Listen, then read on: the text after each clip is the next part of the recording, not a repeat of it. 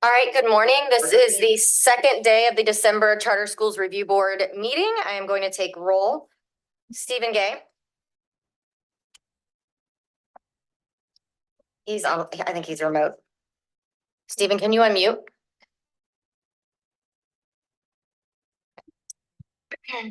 Bruce Friend. Here. Rita Hare. Here.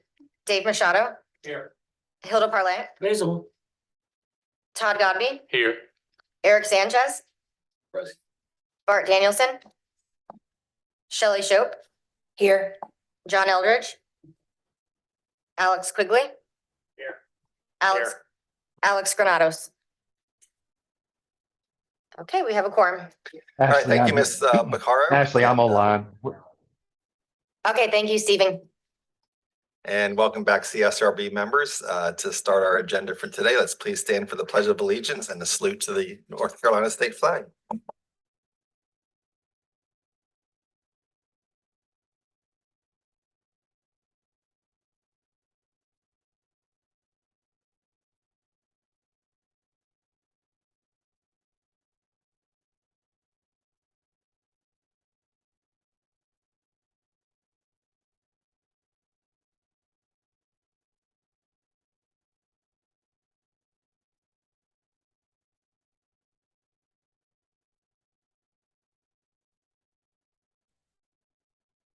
Every month I get better about remembering the acronyms to that. So thank you, Miss Parlay.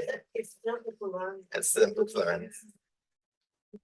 I will take time over the holiday break and come back in January and not have to look at a piece of paper to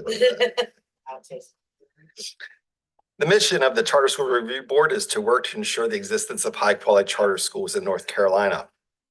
Our ethics statement reads as follows. Review Board members are reminded that it is our duty to avoid conflicts of interest and the appearance of conflicts of interest as we handle the work of the Review Board. Does any member of the Review Board know of any conflict of interest or appearance of conflict of interest with respect to matters coming before us at this meeting? If so, please state them for the record. I'm recusing from the Valor preparatory issue. The amendment request from TMSA. Yes, Yep. TMSA. Mr. Chair, I'll also be recusing from that amendment request. Okay, thank you. If during the course of the meeting you become aware of an actual or apparent conflict of interest, please bring the matter to the attention of the chair. It will then be your duty to abstain from participating in discussion on the matter and from voting on the matter. Okay, we have a full agenda today. We have several renewal schools that will come before us. We have 2 applications as well. We have a special entertainment, I guess you would say, at lunchtime as well that we're looking forward to.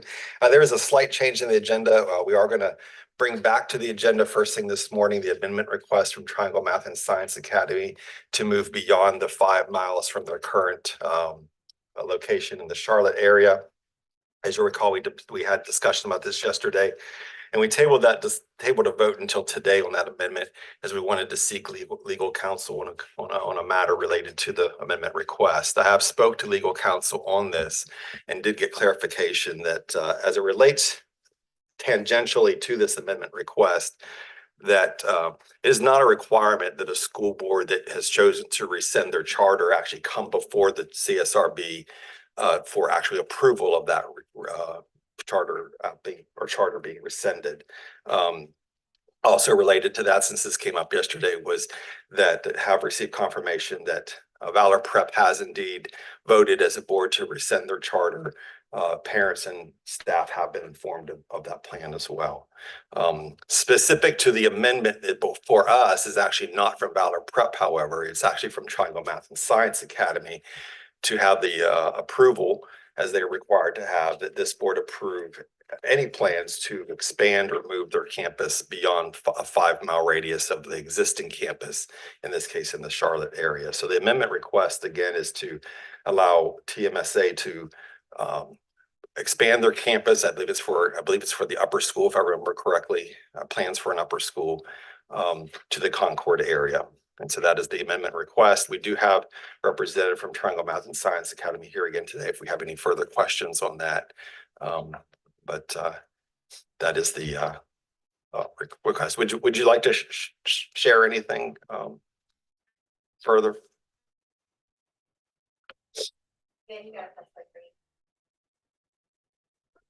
Mr. Chairman, members of the board, thank you very much again having this one more time. I don't have any addition other than yesterday, but if you have any questions, I can answer.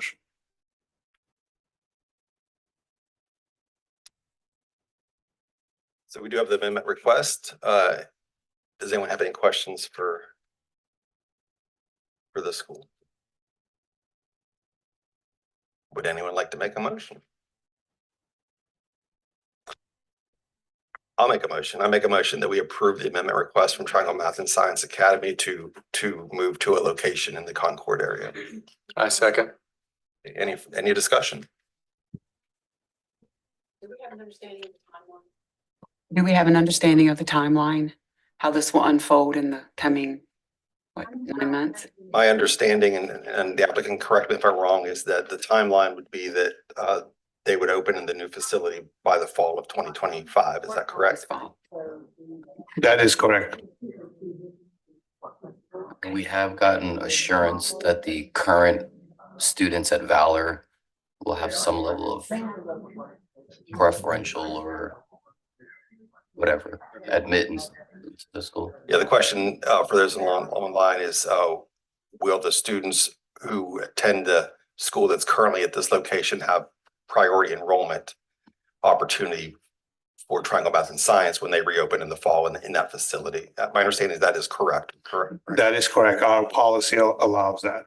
If any student enrolled in the previous academic year in another charter schools, yes, they are given privilege to enroll. That's been determined as legal, right? That's been determined as you can do that type of agreement where you're taking over a facility and give preferential enrollment to the previous tenant.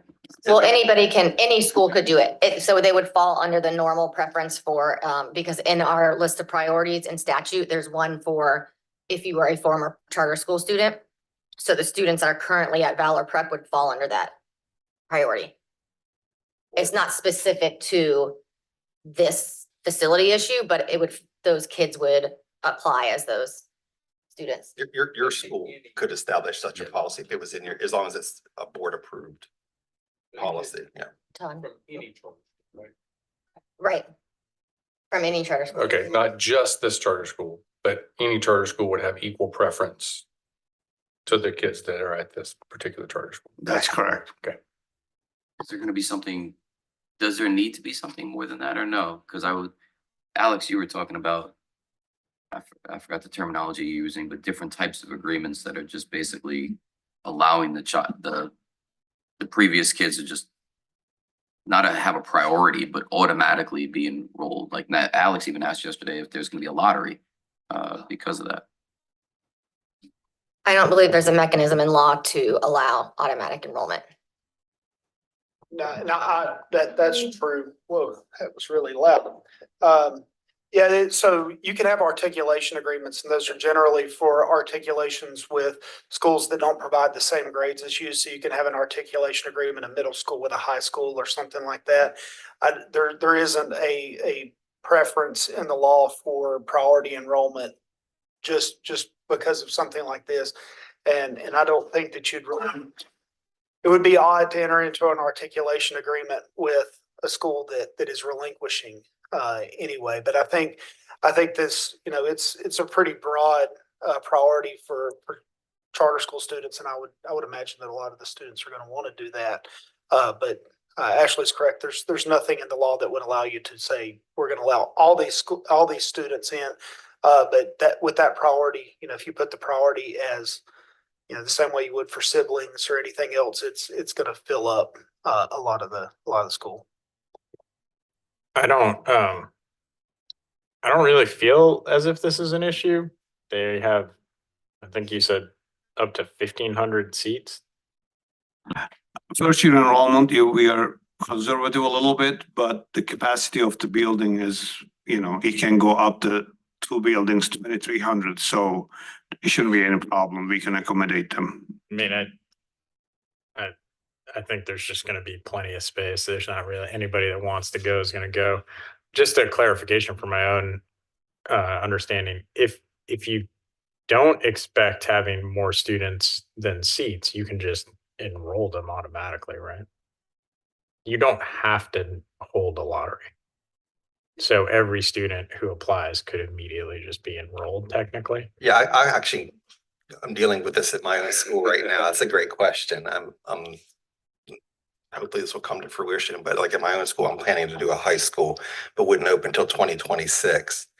So I've got a group of 8th graders this year that will have to go to another school as a 9th grader.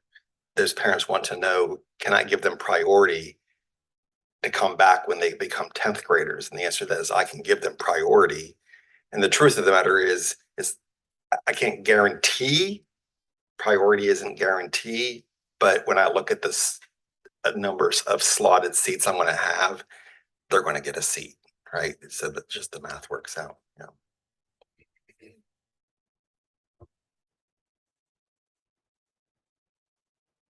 Our secondary, 204.44. And then, you know, the number I was given from the Valor Prep is 701. So it's going to be like 950 students, but we are giving, you know, more seats for the upcoming new students as well. Last question. Do you plan on doing any type of outreach to the Valor students? Of course, Like, in what forms? we have not discussed yet, but we will be meeting with them face to face in their auditoriums. We're gonna be in So the you're- building. Okay. Yeah.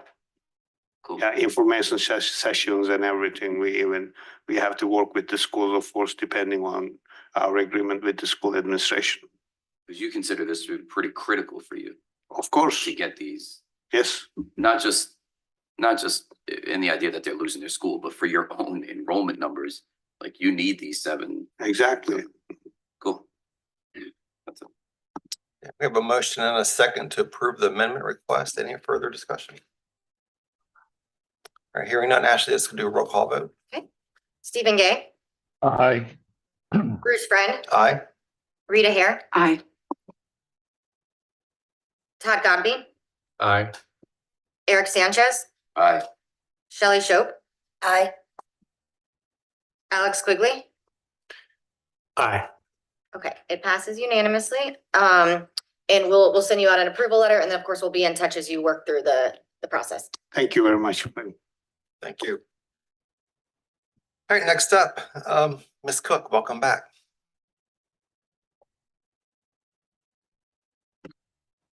Right. Good morning, Jenna Cook with the Office of Charter Schools. So today we are going to be reviewing the data for the schools that meet all the legislative requirements for a 10-year renewal. And then we will be, or you all will be able to talk with 3 schools, 2 that are in a 10-year, and I'll go into why those schools are here today. And then 1 is a 7-year placement. So we will start with so for the 10-year in the guidelines, the 10-year states that the charter school has provided financially sound audits for the immediately preceding 3 years. The charter school student academic outcomes for the immediately preceding 3 years have been comparable to the academic outcomes of the students in the local school administrative unit. And the charter school is currently in compliance and has been in compliance for the immediately preceding 3 years with state law, federal law, the school's own bylaws, and the provisions set forth in its charter. So these are the schools. I will present each school individually, but these are the 19 schools that we believe meet those legislative requirements. Alamance and Discovery are here to present to you all today. They both are labeled as low performing for this school year, but they still meet all the legislative requirements because legislation does not mention low performing status. But we've decided to bring them in so that if you all had questions, you could speak to them before then, but they are still comparable, which is why they are here. And then so to the knowledge of the Office of Charter Schools, all these schools have met those requirements. So we will start with Washington Montessori. They are a K-12 school in Beaufort County, first opened in 2000. They have performed at a C for the past 3 years, and then have been comparable to the LEA in the last 3 years. They had one compliance issue with their beginning teacher support plan, but not a significant issue, and not a pattern of issues, and no known financial issues. Next is the Classical Charter Schools of Leland. They're a K-8 school in Brunswick County. They've performed consistently at a C the past 3 years and have met growth the past 3 years and have been comparable to the LEA. They have no known compliance or financial issues. Next is Art Space Charter School, a K-8 school in Buncombe County. They have been at a C the past 3 years and have exceeded growth 2 out of the last 3 years and have been comparable to their LEA for the last 3 years. No known compliance or financial issues. Alpha Academy is a K-12 school in Cumberland County that first opened in 2000. They have met or exceeded growth in the last 3 years. This past year, they earned a B on the school report card and a C the last 2 years and have been comparable the last 3 years. Compliance-wise, we have no known compliance issues. They were undergoing some federal fiscal monitoring. We are in conversation. We just haven't gotten the final closing letter, but we've spoken with school business. They believe this should be closed out. I just haven't gotten official word. So that's why that item is listed there. And then in January, I'll come back with any compliance updates, but we have an understanding that that should be closed out. Next is Reaching All Minds Academy. Specifically, Reaching All Minds charter results in it providing services to certain targeted subgroups. So they have been compared to those subgroups in their LEA. So they're a K-8 school in Durham Public Schools. They have exceeded growth the past 3 years. This past year earned a C, and then in the previous 2 years earned a D. Overall, they were comparable 1 out of 3 years, but their subgroup comparability in all subgroups has been comparable for students tested. So we believe they fall under that 10-year statute. And then also no known compliance or financial issues. The Arts-Based School is a K-8 school in Winston-Salem, Forsyth County Schools. They have met or exceeded growth the last 3 years, have performed at a B the last 2 years and a C before that. And have been comparable to their local LEA, no known compliance or financial issues. Piedmont Community Charter School is a K-12 school in Gaston County. They have met growth 2 out of the last 3 years and have performed consistently at a C the last 3 years and have been comparable to their LEA. They had one minor compliance issue, which was their BTSP peer review was not completed, but no significant issues and no pattern of compliance issues in the last 3 years, and no financial issues. Revolution Academy is a K-9 school in Guilford County. They met growth 2 out of the last 3 years and consistently performed at a C. They have been comparable to their LEA for the last 3 years and no known compliance or financial issues.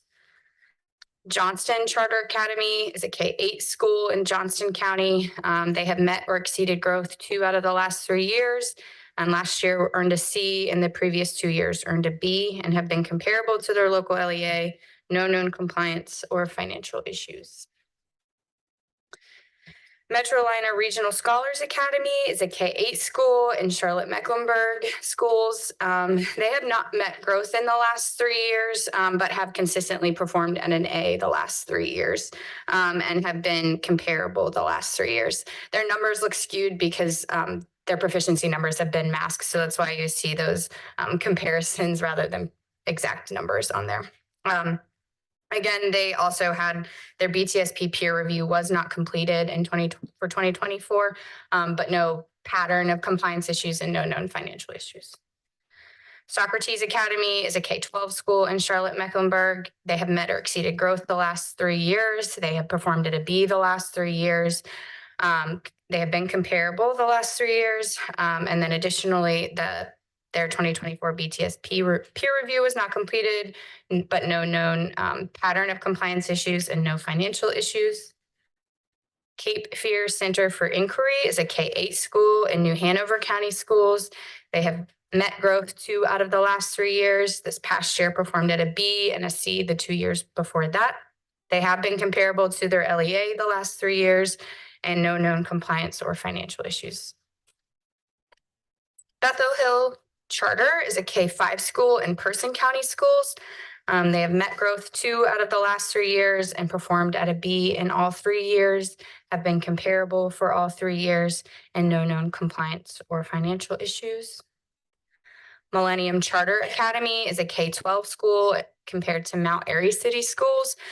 They have not met growth in the last 3 years, but have consistently performed at a C and have been comparable to their LEA the last 3 years and no known compliance or financial issues. Union Academy is a K-12 school in Union County Public Schools. They have met or exceeded growth the last 3 years and have performed at a B the last 3 years and can been comparable. No known compliance or financial issues. Doral Academy of North Carolina is a K-6 school in Wake County. They have met growth the last 3 years, performed at a B the last 2 years and a C the year before that, have been comparable to Wake County in the last 3 years and no known compliance or financial issues. Two Rivers Community School is a K-8 school. And I'm going to botch this. And someone want to help me with that county? Watauga County Schools. I'm not a North Carolina native, so I knew I was going to mess that one up. And they have met growth in the last 3 years, C last year and a B the 2 years before that, and been comparable to their local LEA. There have been no compliance issues, but the regional education facilitator did mention there were concerns with responses to communications from this school, so did want to bring that to this board, but no pattern of compliance issues and no financial issues. And then Alamance Community School, I'll stop there because I'm going to bring the other 2 schools up. Are there any questions about the 17 schools that were just presented? I guess I have a question, a procedural question. All of these schools meet the 10-year guideline. Doesn't seem like any of them have any real substantial issues. Otherwise, you would have invited them in here today. And even about the 3 schools, we're about the 2 other schools that we're about to hear from also meet the 10-year guideline, the legislative guideline. Correct. Is there any reason we're not voting on these today? Or So school business is still reviewing the FY24 audit. So we don't have that information yet. So we want to wait till we get that to know for certain that they've had those financially sound audits for the immediately preceding 3 years. perfect answer. Thank you. Yep. This is kind of, again, a procedural question. We've had a lot of renewal presentations, and I am concerned about not being able to remember kind of everything in the context of each of those presentations. And when it comes time to make a decision, they start to run together a little bit. How are we going to capture in a succinct way the kind of a summary of both the staff recommendation, but then the kind of where the CSERB was leaning? Yeah. So I know, like, in particular, like the 3 schools yesterday fell into kind of a similar bucket. I think there was a similar conversation. And so the plan is to bring you kind of a short summary of why they've been placed in, like, specifically. So like the 3 schools yesterday were intentionally grouped together because they all had that similar, they actually met the guidelines, but the low performing status was keeping them there. So I'll be able to give you a short summary next month and intentionally group those schools together that have similar outcomes. Yeah, that would be helpful. And if there is a staff recommendation in favor of a higher charter or a lower one, that's always helpful for us to consider. Okay.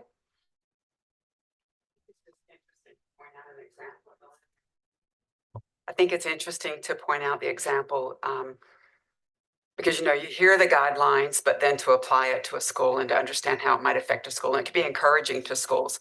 And Millennium Charter is an example that for 3 consecutive years, they have not met growth, but that's not the criteria for the 10-year. They're comparable to their LEA. They're performing in a comparable way. And so they earn that 10-year renewal. So I think that's just a good example of how that can happen. And this is just an editorial comment as well, following up on why you said we're not voting on them today. It has to do with the audits. I just threw out that we might need to look at this timeline for when audits are due. There is a reduced number of organizations doing audits for charter schools in the state now. And I know firsthand, like I was told specifically for my school that the audit was not going to get done by the October 31st deadline because they were actually putting a priority on schools that are in the renewal cycle. Mhm. So just wonder if that's something down the road we can also maybe look at from a timeline perspective of when those audits. I don't know where the October 31st date came from, but it seems to become increasingly unrealistic for auditors that are doing this type of work. Seems to me like a December 31st ought to be sufficient, but that's just an editorial comment.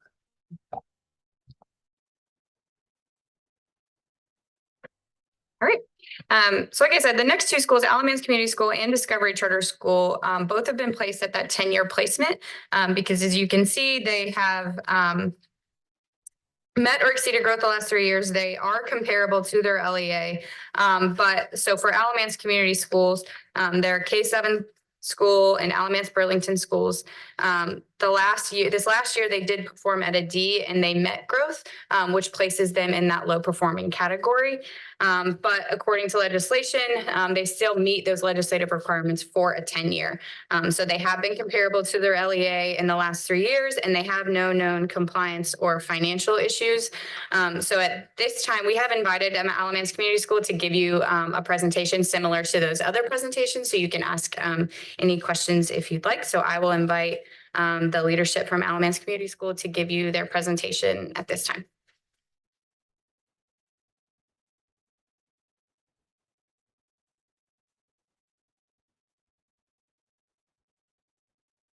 Good morning.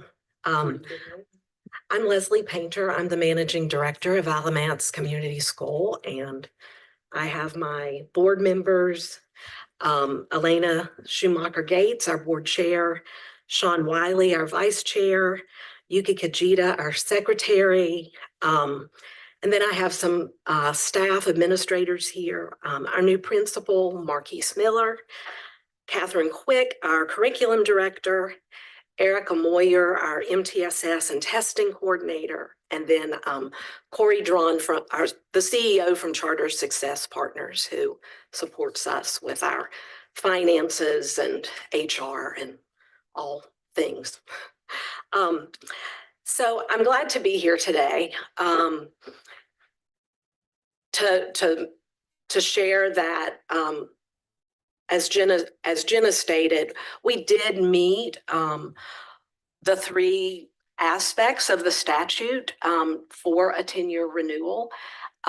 However, we were placed as a low-performing school based on a D and only meeting growth, which is absolutely unacceptable. And so I'll if you want to go to the next slide, I'll tell a little bit about last year and kind of how we're here and what we're doing to correct it. So up until the spring of 2023, I was still serving as the director and principal. And at that point, we were sort of passing the torch on to a previous administrator and to fulfill those principal duties. And as I said, it was a difficult year. And personally, I learned some valuable lessons that just because maybe you're a good assistant principal doesn't necessarily mean you're going to be a good school leader to take on the running and all the things that go on as a principal. And so in the winter, the board and I knew that we needed to start making some changes. And so we began doing some things that were proactive even before I guess being in this business for quite some time, I could see what was going to probably be coming down the pike. So even before we got our testing results, we began making some changes to change the trajectory. One of the pieces was that I resumed doing all the interviewing and hiring. And we did a comprehensive search and vetting process for recruiting and then hiring a new principal and assistant principal. They are both really strong instructional leaders. And then we also added a new MTSS and testing coordinator that also has a proven track record for instructional leadership. We knew that our core instruction in phonemic awareness, that we really needed to have something for our lower grade levels, especially in kindergarten. So we adopted the Hegarty phonics program. Actually, I think it's called Bridges to Reading. And then we had adopted the Zern math curriculum. However, due to some of the leadership struggles last year, it really wasn't being implemented with fidelity and consistency. So we began taking steps to be sure that that would happen this year. We began the school year fully staffed, which was a definite improvement from the year before, where we had 4 teacher vacancies.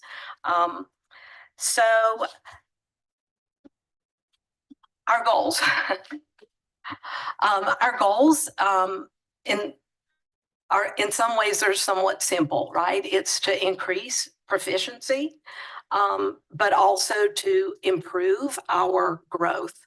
That all grade levels and subgroups are at a minimum meeting growth. As a former special educator, the growth is really proficiency, of course, is important, but the growth piece really resonates with me. Often as a special ed teacher, I had students that might not ever be proficient, but if I was growing them, then that was really critical. So we've really been focusing a lot on the growth. So some of the things that we're doing right now, our strategies to meet those instructional goals, we're having weekly curriculum and data meetings with our curriculum director and our MTSS coordinator, and then principal and assistant principal are having those meetings every week, really looking at the data, looking at the curriculum. Are we on pace? The scope and sequence, making sure that all teams and individual teachers are doing the things that we know are best practices. When we got the EVOS data, we did a whole school meeting with all of the grade levels, staff, everyone going over. And then when we got the individual teacher data from EVOS, we had individual meetings with every teacher that was still at our school from the previous year. And they were really honest and sometimes really hard conversations, but we had to have them. I want to say the thing that I think that is probably one of the most powerful things that our new administrators are doing is at the beginning of the school year, they developed a rubric with the instructional leadership team for weekly walkthroughs and a schedule for that. And they're tracking it every week. And I think, and those walkthroughs are also giving teachers immediate feedback. And I think that was really, that's really been powerful to see, but also we can already see a shift in our climate and culture just from the teachers and the feedback they're giving and how supported they feel by this process. One, I think having leadership really being seen, that they're present and they're engaged. And that means a lot to me. So for our challenges and celebrations, our challenges are probably what most schools in North Carolina and probably across the country are experiencing, that attracting and retaining high quality educators. And at times when the local districts are offering these sort of, signing bonuses, how are we competitive? And we might not be able to be as competitive monetarily with a signing bonus, but what are maybe even some of the creative ways and things that maybe aren't necessarily monetary, but things that we can offer that really attract and retain teachers. I think the other piece is, and I don't know if some of you have noticed the same thing, but that sometimes our newer hires, it's sort of lacking the perseverance, to sort of stick, and grit through making it through the tough times, and not sort of immediately going to, oh, I'm just going to quit. And I will say that we had one that was like a really great turnaround. Really, how do we support you? What are the things? And then one maybe not so great, even with the sort of support, they still wanting to leave. So I'm guessing that most are experiencing that type of thing. And it's not always, my husband always says, oh, it's these young people. And I'm like, it's actually sometimes not our younger folk that are having those difficulties. Some of our celebrations. On Friday, we'll be doing our ribbon cutting for our new middle school gym. And this is the final phase in construction, which I am really, really glad. It seems like for the last 5 years, we've been in construction phase. So this is really wonderful. We're meeting our ADM goals every year. So that's something to be celebrated. We had a second bond that we were able to finance this last phase of construction. So we have our own mortgage. Our arts and our athletics and our STEM program is growing, which is exciting. I think also our new additions of our new administrators, that again, I can already see a real shift in the change in the climate and culture, and how supported our teachers and staff feel. I think that is absolutely something to be celebrated, and I can already see it's paying dividends. So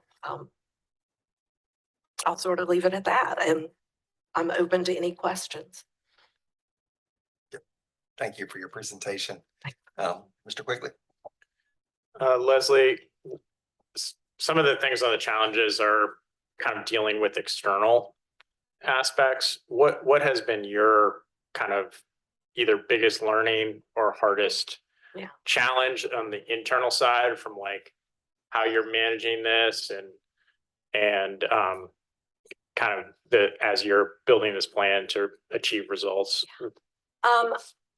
I think I'll go back to the personally. I mean, this has been Alex, I think, knows me quite well and knows this has been the disservice that we did to our students last year was gut-wrenching for me. And so I think my lesson is one, again, that not everybody, even though they may be great in a supporting role, aren't necessarily cut out for leading a school. And I think where last year really trying to coach and mentor, but not being accepted, that was probably should have been my first clue, right? But what I can say this year, what I've really loved, is that with Marquise, or Mr. Miller, our new principal, that we have a really good, working relationship, and he is open to me coaching and mentoring. And for me, that's a real joy. I'm old. I've been at this a long time, but I still feel like I have a lot to offer. And most of the time, my advice and coaching is pretty good. So that's been a real joy for me this year. Where and Alex, you and I talked some last year that it was a real struggle, and at times really discouraging. But I feel incredibly encouraged with how this year, and I know that it's going to be better not only for our students but also for our staff. Yeah, and I asked that question because I do know Leslie, you know, when we look at strong leaders that really care, and obviously she cares deeply, they reach out, they say, you know, I do the same, you know, Eric and I talk all the time. What are you doing? How are you solving for writing curriculum, or what's your math program, and trying to collaborate and humbly say, hey, this isn't working. What do I do? So I really admire that quality in Leslie, and feel really confident that this school has been through a lot opening, and I've kind of watched it from afar, and has reached that really stable place. And I think the 10-year charter, I think I safely can support that, and I'm excited to do it. Most people come in here trying to prove that the data is either not as bad as it looks, or Ours here's is some bad. sub data you haven't It's seen. bad. But to see the ownership, I think changes, you know, is refreshing. Can you explain your leadership structure, Mm. your role and you have principals? So our leadership structure now is, and when we opened in 2020, I was really serving as the principal and the director. And there was a lot, right? Also, don't ever open a school during a global pandemic. That would be my advice. So there's me, the managing director, and then we have a principal and assistant principal that are serving K-7, and then a curriculum director, and then our MTSS and testing coordinator. And they're all serving K-7. We're looking at, as we move forward, what's going to be the best structure as far as, is it maybe better to have two assistant principals, that maybe one's doing elementary and then one's doing middle. But we're still kind of in that growth phase too, that we're not fully, we'll add 8th grade next year. So. And it's very obvious that your families are voting with their feet and your enrollment continues to go up. So that's an indication that you're doing a good job in that area. Thank you. We're trying hard. Any other questions or comments? I appreciate the heart that you show. And please don't take this next comment You can do it. personally. For the last 3 years, you've been at a D, a C, and a D. And you've grown 52, 56, and then back down to 53. I applaud you with your exceeded growth the last 2 years. I'm still on the fence. I have a very hard time just internally with a 10-year for a school that's on the low performing list, not a school that has gone from a B or a C and then dropped to a low performing status. You've been right there hovering the last 3 years. I understand. And I see the heart, and I know it's there, and I know I've been there. I've been in those, in the tough schools, and, you know, I've walked this walk. I do understand. I just wanted to put my comment out there, as I just have a hard time with a 10-year, with, like I said, with the low performing school that has been hovering at that D, C status for the last 3 years. I totally understand. And I do appreciate yeah, the ownership. yeah, That is absolutely. huge, like you said earlier, that's huge Yeah. to say, yes, we know it, and we're not gonna try to show you these numbers and not those numbers, because we see through that. You know, 'cause we're there. So Absolutely. I do No, appreciate it the was, ownership. it was bad. And, you're right. We have sort of been hovering, but we also opened during COVID.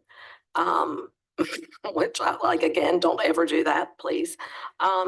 And so, some of the previous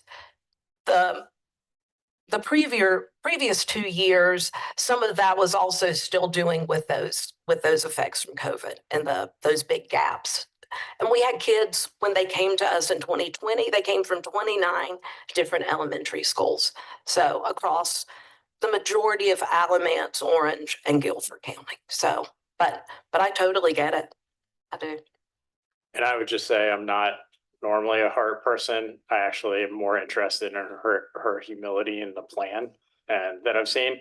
And again, I wouldn't in any way, and Leslie knows this.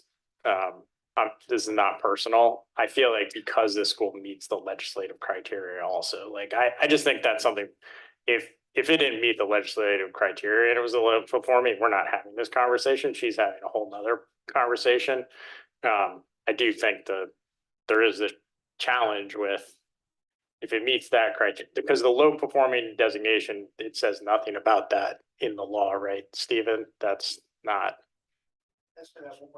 The low performing designation, that's like a DPI thing. That's not in the law. No, it's a legal thing. So the definition of low performing is in there. Now, that doesn't necessarily mean what you have to do as far as renewal goes.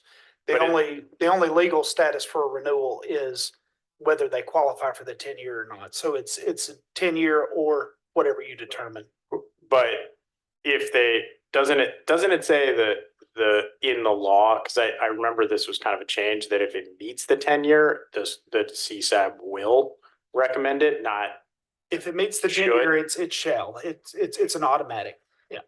And if you'll remember, we had that discussion, and that was one of my sticking points when we discussed that, and when we talked about that, I guess it was a couple of years ago. It does not sit well with me. I understand the law. I get it, but it does. And I had that discussion when we were talking about that internally. And I agree with that also. We had some schools in yesterday that were Cs in their 3 years. That's a challenge too. I think we need, when it comes to the vote, we need to take that into consideration, but. Any other questions or comments? This is just a general comment because we've seen how important a principal is, and when a good one comes in, how remarkably fast the school can turn around, but also when there's a transition and you lose a good person, how Or you quickly. put the wrong one in place, right? And that in a year, yeah. Right, what can happen? and Todd and I had this conversation yesterday. I want to just kind of point this out more generally. We have sort of chains of charter schools that come in and from time to time, and these chains, they have in place, presumably, if they're successful, they have in place efforts to mentor the next generation of leaders of schools, because they're going to open another school and they have a place to put that leader. And so they have a need to create their own leaders. And so they're going to work to create leaders of schools. We have a lot of schools that are really great single standalone charter schools, but the incentives in those schools are not the same, because you don't want to lose your best people. And so you're not necessarily training somebody to go be a leader of some other school. And there's not a place to be the head of the school in that location. And so that ends up creating a problem it leads to a situation where it's not clear to me that at our best charter schools, we're necessarily mentoring the next generation of leaders, because there's no place for them to lead locally, and you don't want to just train somebody to go off somewhere else. And that's an incentive problem. And Todd and I were discussing it. The NFL has this problem. The NFL was concerned about, the National Football League was concerned about promoting African-American coaches. And so they put in place an incentive system within that league that's very interesting and well thought out, which is if a team hires an African-American coach from another team, the team that loses that coach, the coach has been there for 2 years, the team that loses the coach gets 2 extra draft picks. So they actually compensate the folks who are developing future coaches to be at other organizations. So there's a place for them to rise. And I don't know the answer to this, but I know we have some people who run really great schools on a standalone basis. And I just want to get that idea out there for them to think about what might, because, Todd pointed out, we're kind of, we're the overarching organization for charter schools in a sense. We're kind of like the NFL. The NFL benefits if the teams within it are successful. The individual teams before, they were just worried about themselves. They weren't worried about creating somebody for someone else. And so we need to think about, is there a way we could create incentives? And it may be that there's legislative need, but is there a way to create incentives so that people want to train school leaders, even if those school leaders aren't going to stay with their organization, they're going to go somewhere else?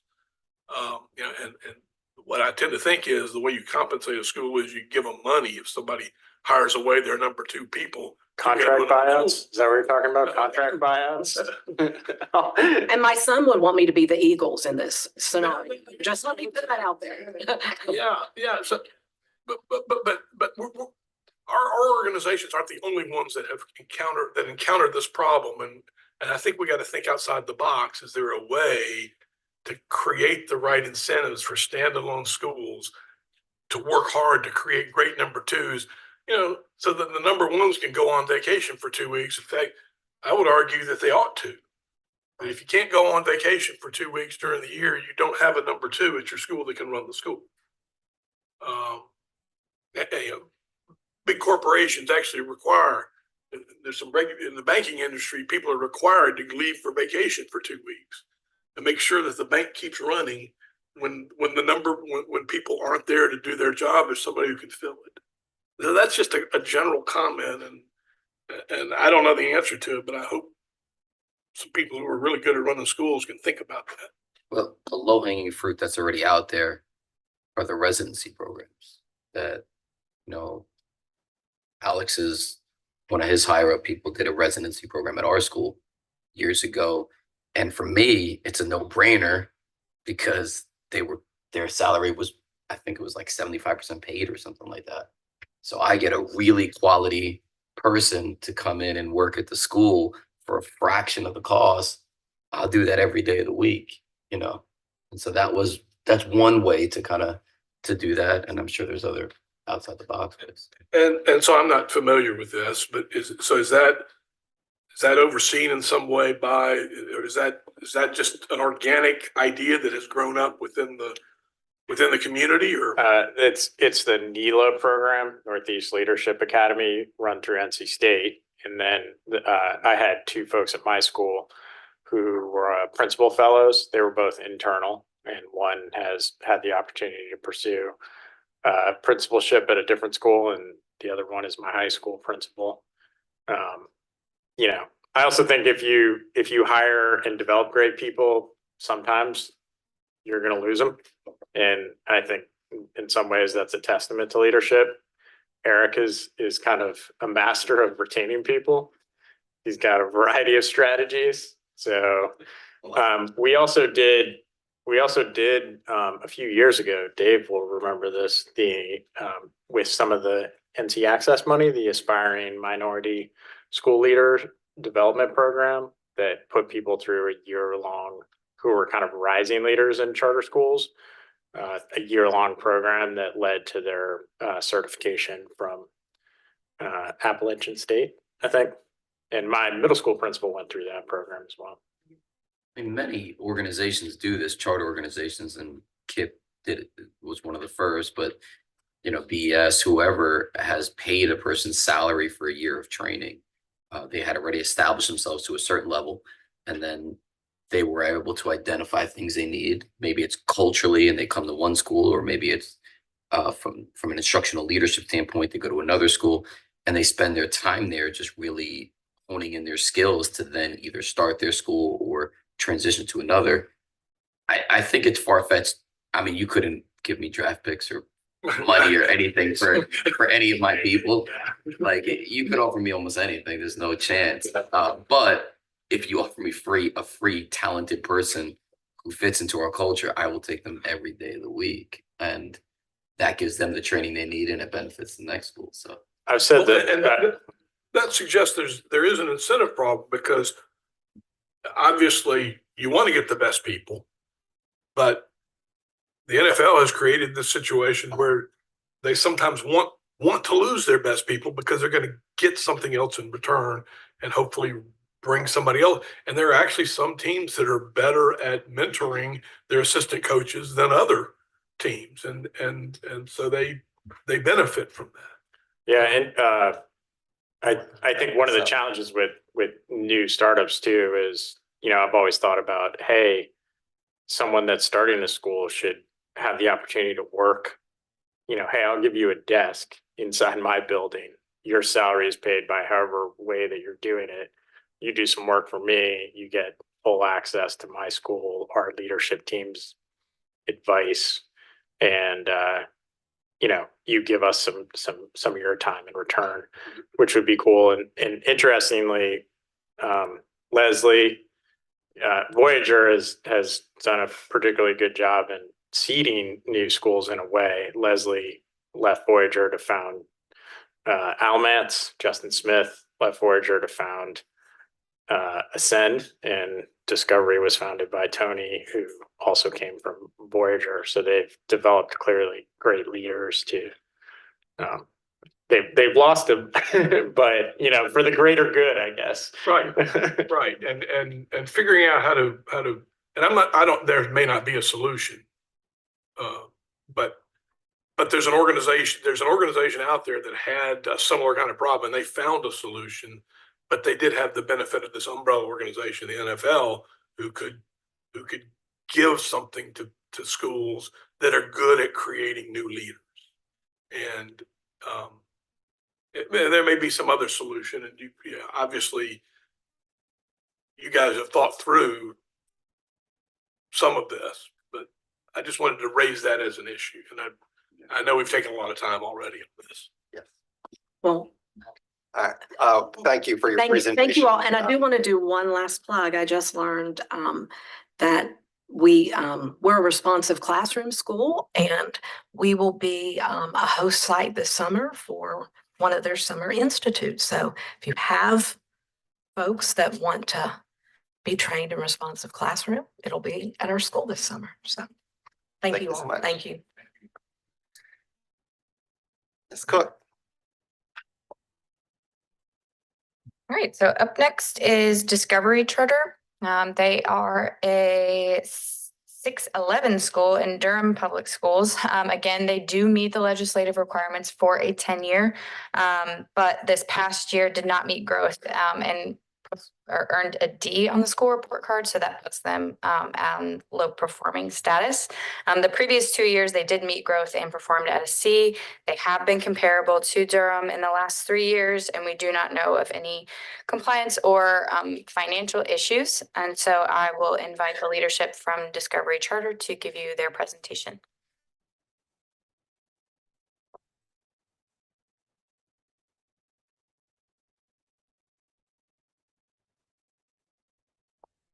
Good morning. Good morning. I hope you guys are doing well this morning. All right, I am Tony Shellady. I'm the founder and director of Discovery Charter School. We are in our 6th year of operation. We are middle and high school, growing to add 12th grade next year, and we'll be a full 6-12 school after next year. We currently have about 460 students, and we are located just north of Durham in Bahama, North Carolina. Our presentation, I guess everybody's got copies of our presentation, so we'll just go ahead and jump right in. I do want to start with some of Discovery successes. So we are in our final facility. Facilities are a big issue, I think, for a lot of charter schools. So we have been very fortunate to be in a brand new facility for the past 3 years. We're also very dedicated to our original mission and vision. We closely adhere to the education plan that the Charter School Advisory Board and State Board of Education approved. Part of that education plan is maintaining a STEAM focus. So we do have a strong science, tech, engineering, arts, and mathematics focus. We also offer passion learning time, which is a time when our middle school students come together across the grade levels to work on common areas of interest, such as gardening, such as robotics, such as choir or athletics. We have an individualized tech-based instruction model with the teacher as facilitator. That was in our original education plan, and we are actually continuing to do that. We also have a strong social emotional learning program. We have 4 counselors for about 460 kids, which is really, really, really good. Mental health matters a lot, particularly I think in our middle school students and our teenage students. We have a dedicated curriculum and advisory time to support SEL learning as well. We are diverse by design. Discovery does have a bus program. We run buses north, south, east, and west to community stops. We do offer free or reduced lunch to all students who qualify. We also have other food assistance programs as well to get families through weekends, winter breaks, long breaks, summer breaks, things like that. And we offer uniform assistance programs to students as well. Due to COVID and opening in 2019, we are limited on the amount of testing data that we have, but in previous school years, prior to this past school year, we did meet growth and received academic excellence awards. We've also received notable grant awards. The Charter School Growth Fund awarded us $800,000. We also received the EPA's Clean Bus Grant to the amount of about $2.4 million.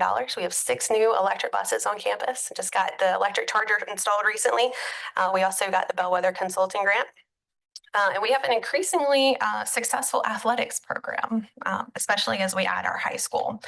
We did have growth and challenges particular to last school year. I do want to be transparent and talk about those. We did have some staffing challenges, particularly in our high school. We did have some mid-year teacher turnover in the high school last year. We did not start the year out with a dedicated high school director or counselor. We were sharing staff, trying to be a little more budget conscious. In retrospect, that was not the best decision. We definitely needed our own dedicated staff for the high school, even though the high school was very small, and we have since added that dedicated staff. We also increased the experience level of our staff school-wide, and especially at the high school level. You'll see when we get to our math scores, particularly for Math 1 in high school, that our Math 1 scores were very low. We have since replaced that teacher with 2 qualified and licensed math teachers so that we can keep class sizes down, in addition to doing a few other improvements as well. We also increased our pay so that we can pay more in line with the district, but we're still slightly under what Durham Public Schools pays, but doing a lot better and increased our teacher support.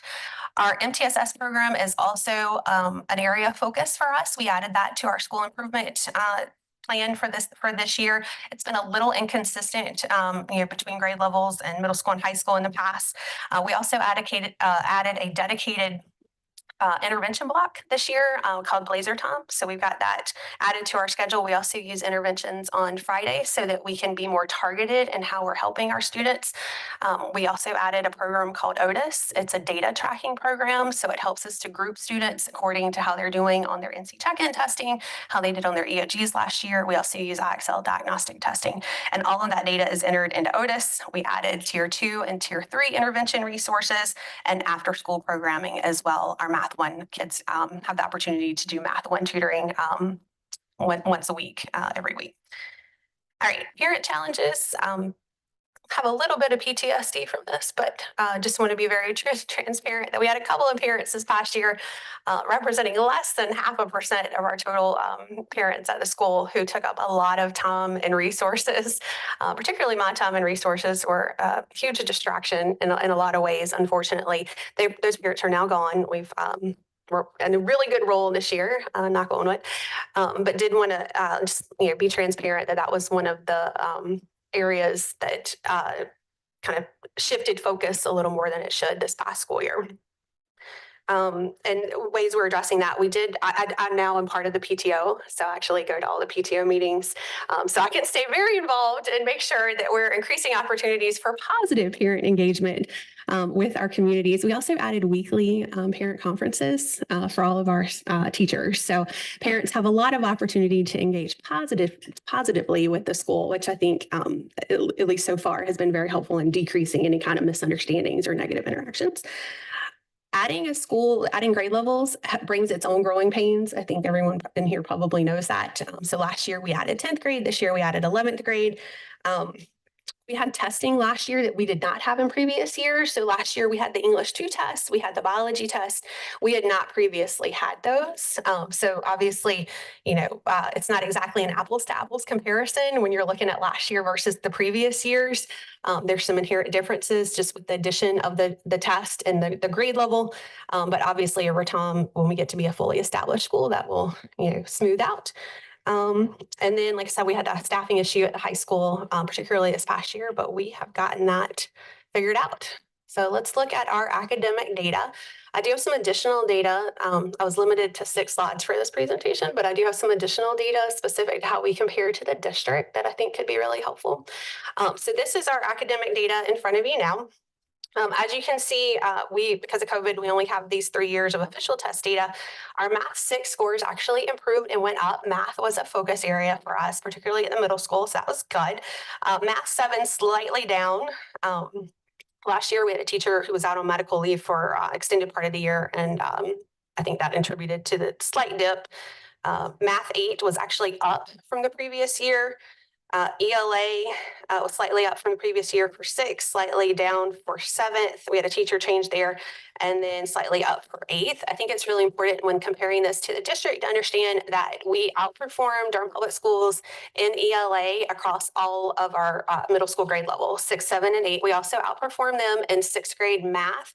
We were very close in 7th grade, and we did underperform them in 8th grade, and we'll talk a little bit more about that in just a second. Moving into high school, you can see that in the 22-23 school year, we just had 9th grade, and that was about a 30% proficiency rate. That did drop quite a bit in last school year. We had a lot more kids taking Math 1 last school year. And again, we're going to talk about math in just a second. English was our first year. English 2 was our first year taking this. We were at 50% proficiency. Biology was about 37. And Math 3, it was a small sample size, but they were 100% proficient. As compared to the district and specifically Northern High School. So if you're familiar with the Durham area, Northern High School is closest to Discovery.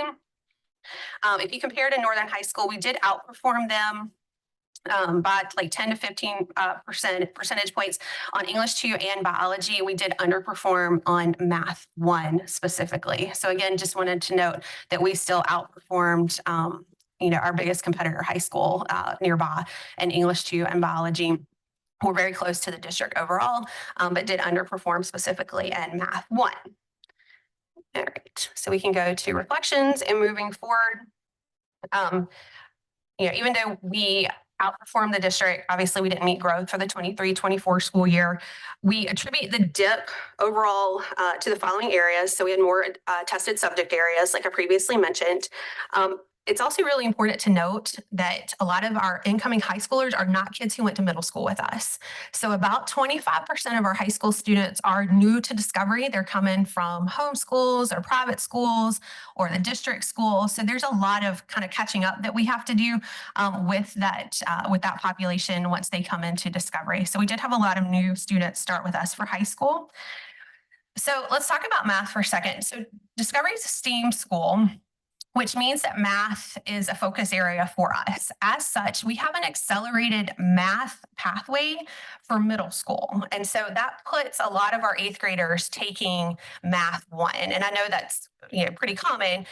We have about 25 to 30% of our 8th graders taking Math 1, which means that if they stay with us for high school, they don't take Math 1, right?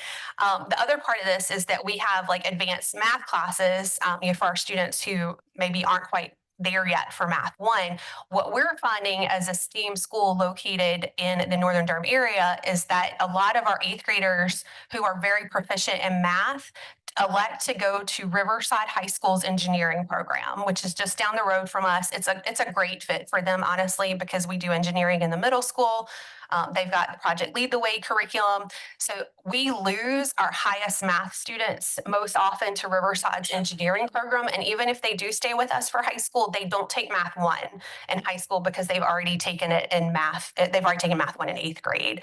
So what we have is the kids who do take Math 1 in high school are going to be, our lower students and new to Discovery students. So there's a little kind of less control over some of the past math foundations and backgrounds that some of those students have. We've debated, maybe waiting and doing Math 1 more in high school because that could make our test scores look better. However, we don't think that's the right thing for the kids. We definitely want to push the kids who are ready for it in middle school. And so, therefore, we've pushed this accelerated math pathway in middle school, which creates a kind of a void for Math 1 students in the high school area. And then we also, to address the Math 1 kids who are there, I think it's really important to note, we also added a Foundations of Math 1 course this year. So the students who need that extra semester of math can get the Foundations class before they take Math 1 and do the test. So it's a year-long class instead of just a semester class. I think we mentioned that we added we replaced 1 teacher who was in a licensure program with 2 licensed and experienced teachers to keep class sizes down. It's also really important to note that we added an OCS program for high school this year, which meant that last year, all of our students our EC students who would have qualified for OCS, they actually took the same test as everybody else. So part of the data that you're seeing includes students who would not normally have taken those tests because they would have been in an OCS program. We did get that up and running this year, however. So moving forward, just to kind of recap, we've invested in more highly qualified staff. We have experienced and dedicated leadership for our high school now, in addition to a dedicated high school counselor. We've also, just another success to mention really quickly, is that we added a Durham Tech partnership for our 11th graders that started this year. We actually partnered, I think this is really unique to Discovery, so do we want to make take the opportunity to state this. Durham Tech has several campuses in Durham. We are located in Bahama, which I mentioned previously. It's very far north of Durham Tech's main campus, but they do have a northern campus. We actually partnered with them and got all the classes our kids needed for this semester offered at that campus.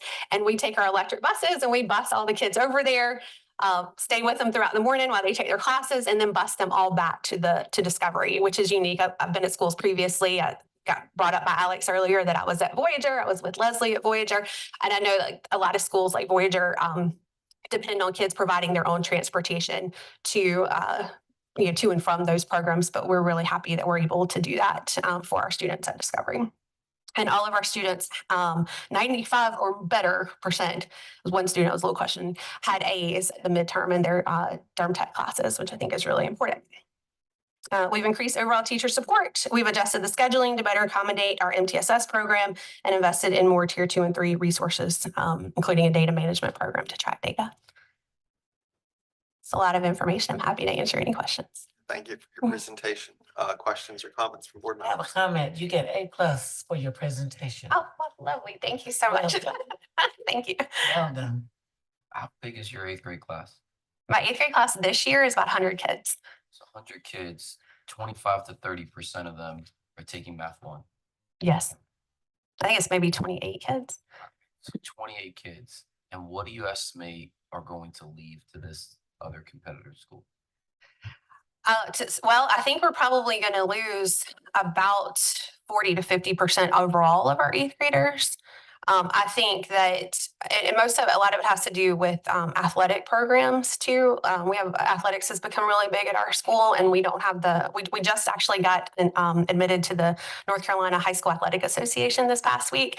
So we're growing that program, but because we have such competitive athletics in middle school, a lot of our kids looking for college opportunities are leaving for other schools that have more established programs. So of the Math 1 kids, I think most of them will probably leave, and most will probably go to Riverside's engineering program. So that's really tough because you're K. No, we start at 6th grade. You're at 6. Okay. Mhm. So you put all this investment in 6th, 7th grade to lose half your kids and start all over again in 9th grade. With some new kids. Now, high school is smaller. The class sizes are smaller than our middle school. So it's not 100 kids per grade level in high school. And I will say, this is only our 3rd year of adding to high school. The pattern is that each year that attrition rate, like we would maintain more of our kids. We retain more of our kids. I think part of it's just growing pains with that in the high school. We had something similar, and until the ship is built and people can see it holistically and see how the process is working, Sure. kids are having these post-grad Sure. options and all this. But I guess my point is the question I'd have for you is, how are you guys? You've identified 2 areas, Mhm. right, that you've said so far. One is that athletically you're trying to compete, you're losing kids, and from an engineer, from the engineering space, you've mentioned that you joined the North Carolina High School Athletic Association, but is that the extent of how you're going to try to keep these kids, or are you just going to automatically assume you're going to lose half these kids? Like, what's the plan moving? I think it's important to note we can't physically keep but so many because of space limitations. So we're not in a bad place as far as like I can't keep 80% of my 8th graders to high school and keep my class sizes as small as they are in the high school. So in addition to that, for the high school, we're adding additional classes. We have an Adobe Academy certification program now that's different from what the district offers. So just trying to differentiate by offering classes that still align with our STEAM mission, but are different from like Riverside's engineering program. You're the same. It's the same charter of the high school, though, right? Yes. So what happens if they all did want to come? You wouldn't have the capacity. If they all did want to come, we would figure it out. But at this point, I'm thankful that they don't all come. Okay. Thank you. Yes. Other questions or comments? Yeah, I just comment, I'm guessing that once you have built out your high school and a few of those 12th graders get scholarships to college, then the only thought won't be, well, my kid can get an athletic scholarship if they go somewhere else. There are opportunities to go to college staying here. Correct. As well. And I will add, we've had some students who left us for athletics actually return to the school. So that's been good. I think the big school environment of Riverside and Northern and some of the other schools has not been what was expected, and they have since returned to the school. Tony, I have a quick question. Yes, ma'am. Just reviewing the performance among subgroups and I wondered if you know your demographic, currently the demographics of your school population. Sure. So we are half white and we are half students of color. Okay. Performing stronger with the students of color, as far as the LEA, the subgroup. So our Hispanic and multiracial subgroups are performing well and better than they have in previous years. Our EC students, I do want to note, have performed lower, but I think adding that OCS class, particularly in the high school, is going to help us with that. And then our African-American students had improved in previous years, but then dipped this past year. Right. Thank you. Thank you.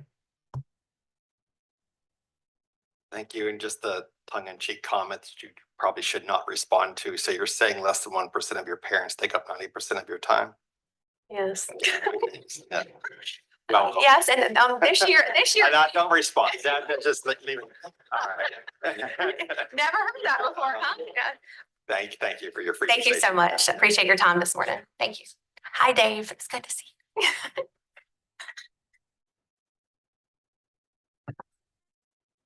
All right.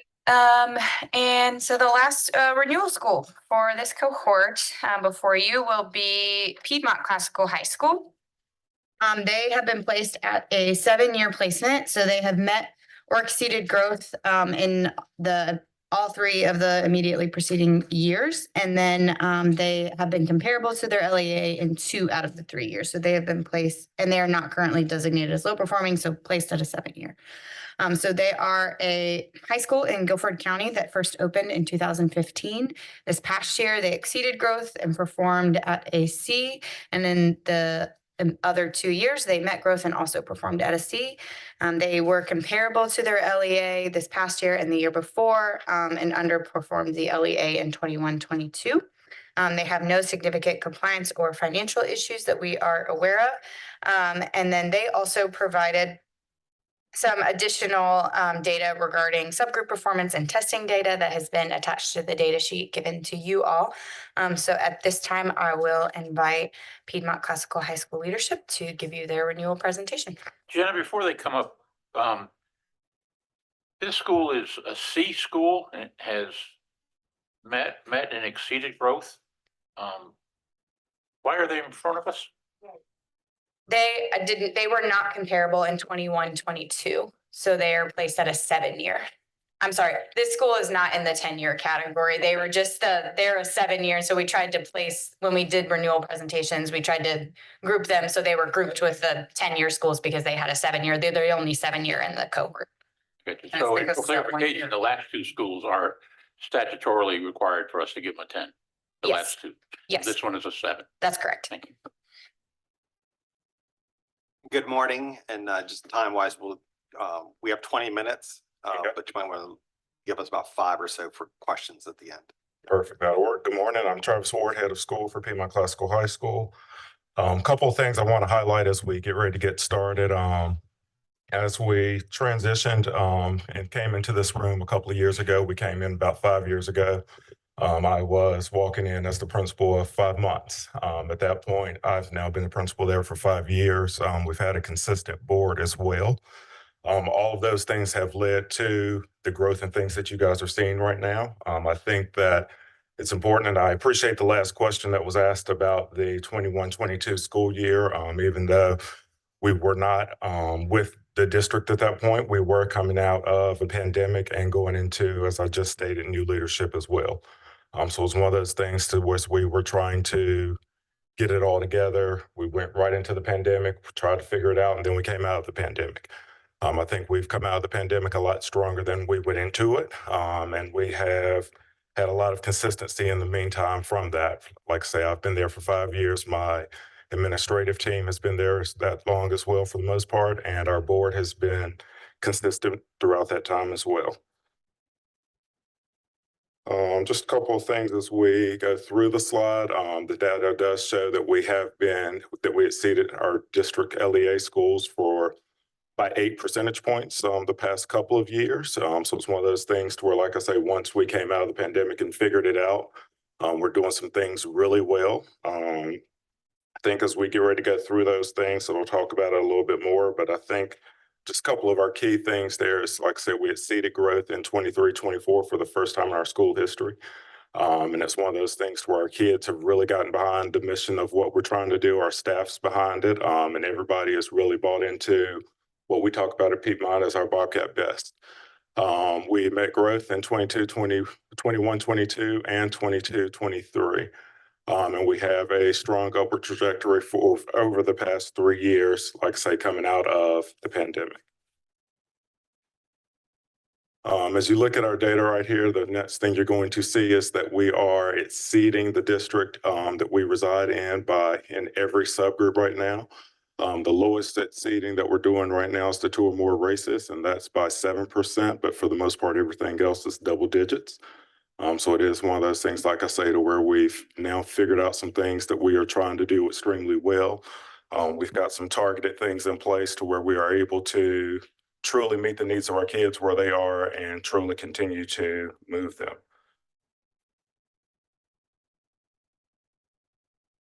A couple of things I want to highlight is that 22 percentage point growth in the past 2 years. Our Math 3 scores right now are amongst the highest in 15 traditional high schools in the area in which we reside.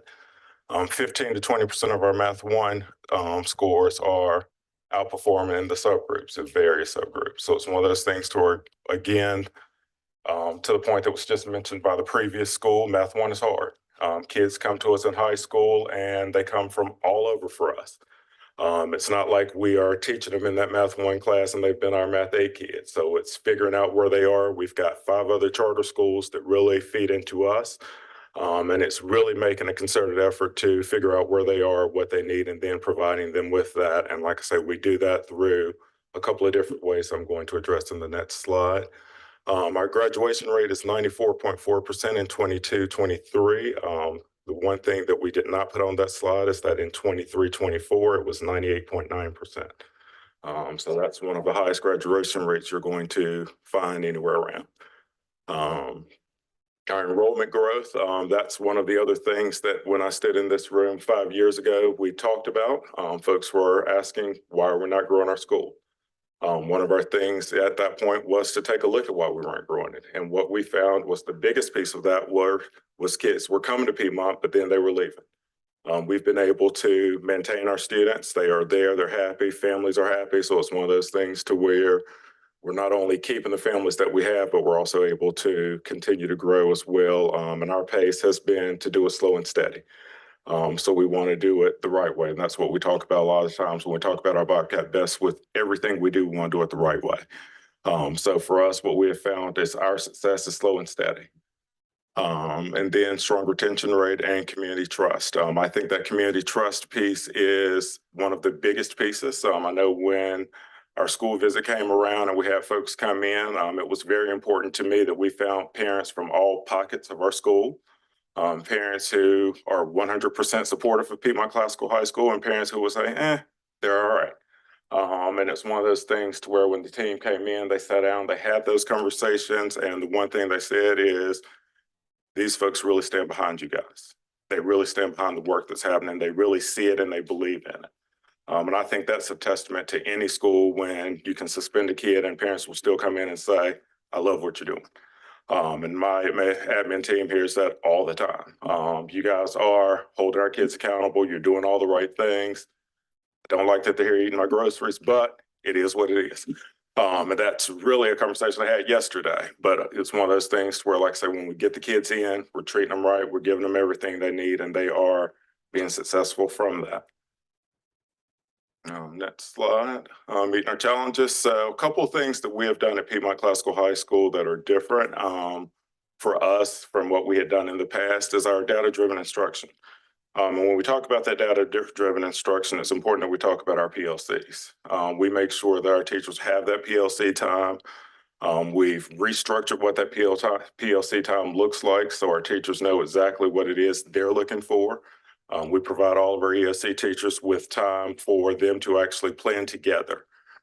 We give them planning days so they can actually get in the room, get with their data, unpack all of those things, unpack how they are teaching it. And what we've encouraged them to do is if you realize that you're teaching something really well and someone else may not be teaching as well as you are, switch kids.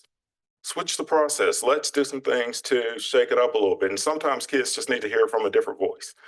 So we've encouraged some of those things. We've got targeted remediation. So each day of the week, we have a department that has tutoring, and that's where the kids go to after school that day. So it's no competition between my math class and my English class. It's, okay, I've got math today, and that's the only class I can go to for tutoring. But then outside of that, we also have an on-site tutor who is there for kids who need any kind of assistance in the building.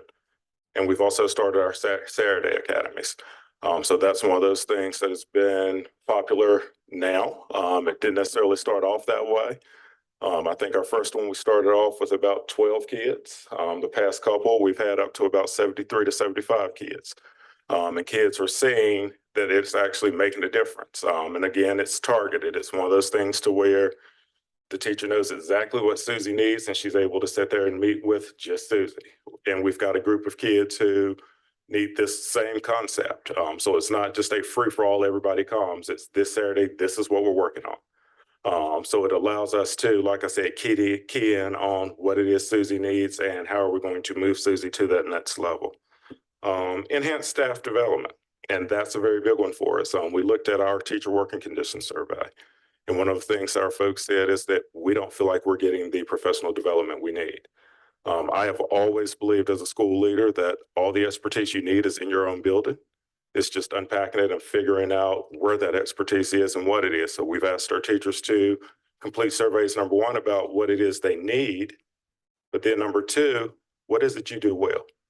And then after that, we went into the rooms and we actually saw what it is they were doing well or what it is they thought they were doing well. And then we brought that into staff development. So our actual staff meetings monthly are no longer just them sitting and listening to me. We always talk about the sit and get effect. I've done away with all that. We send out the email with all the important information that they will need. We give a 5-minute welcome introduction, highlight some of our successes, and then we go straight into professional development that's led by either a department in our building or an individual teacher in our building. And then the bigger focus of that is our classical education piece. So we actually send folks out to the classical education symposium each year. And we've got folks who are responsible for actually coming back and training the staff on that. So we send 3 people each year. So we've got, last year we sent our English teacher, our social studies teacher, and our academic development director. This year, we're going to send 3 other departments. So what our goal is to have is everybody in the building with someone in their department who's a specialist in classical education, who can actually help educate our staff on all of the good things that are happening within that realm.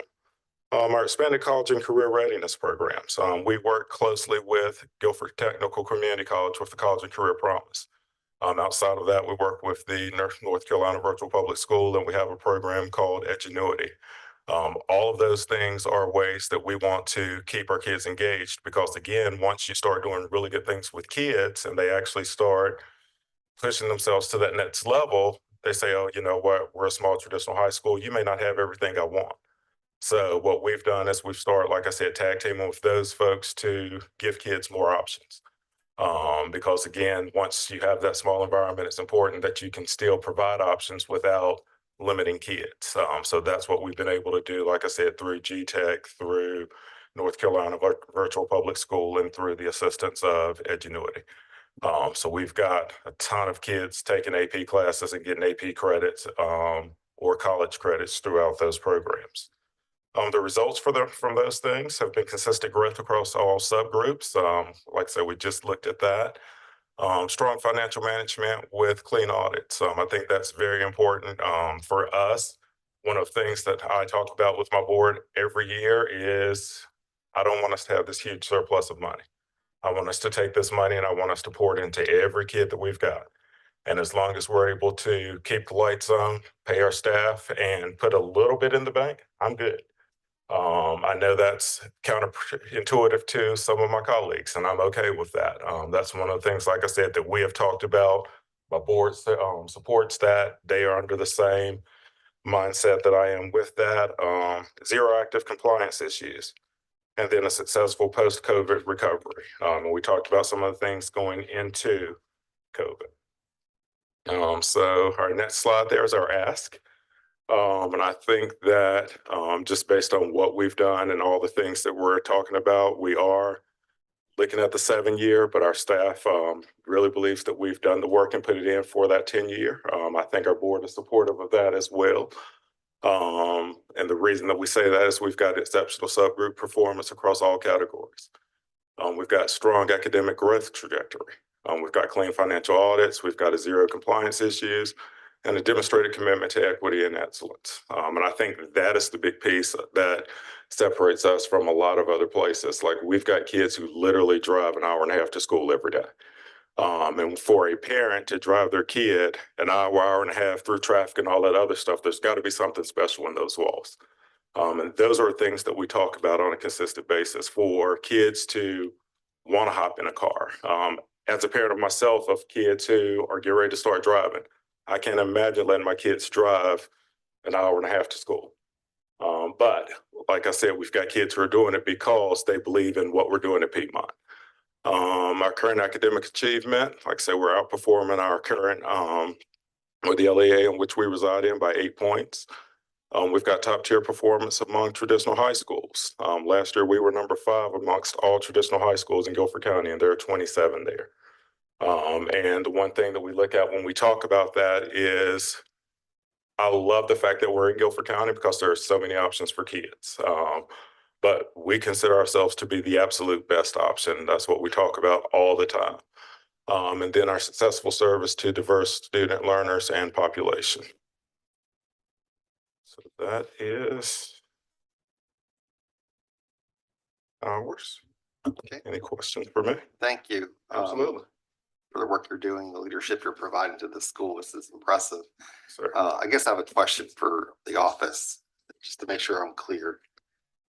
The only thing keeping this school from being in the 10-year bucket is the being behind from a comparative data point in the year after the pandemic, 2021, 22. That's it. That's correct. Yeah, I mean, again, this isn't a question, but this school is every bit on mark, if not better, in areas where the past 2 schools we just interviewed are getting a 10-year due to legislation. Just a comment. Yeah. I agree with that. Here you got a standalone high school, which is, even harder to get a performance where it needs to be in there. A C, met and exceeded. 8.1% above comparison with the LEA, and then every subgroup. Yeah, this is a strong school. Strong subgroup data comparability. Absolutely. Yeah. It's an excellent school. Good job. Thank you. Do you block or do you straight schedule? Straight schedule. Straight schedule? Yes, sir. Classical. Huh? Absolutely. How long have you been there? I have been there for the past 5 years. I started July 29. Yep, 5 years, 5 months. Very well done. Thank you. Yeah. Thank you for your Absolutely. leadership. Absolutely. The comments or questions? Okay, just around, we'll be making final recommendations for renewals in early 2025. All right. Yeah. Thank you. The one comment I would make is just they don't meet the statutory guarantee, but they've really hit it out of the park the last couple of years, and I would certainly be open to giving these folks a 10-year renewal.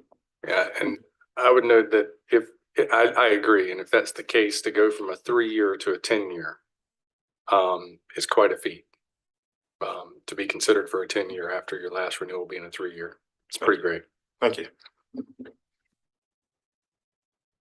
Okay, we're going to take a bio break here. Looking at the agenda, well,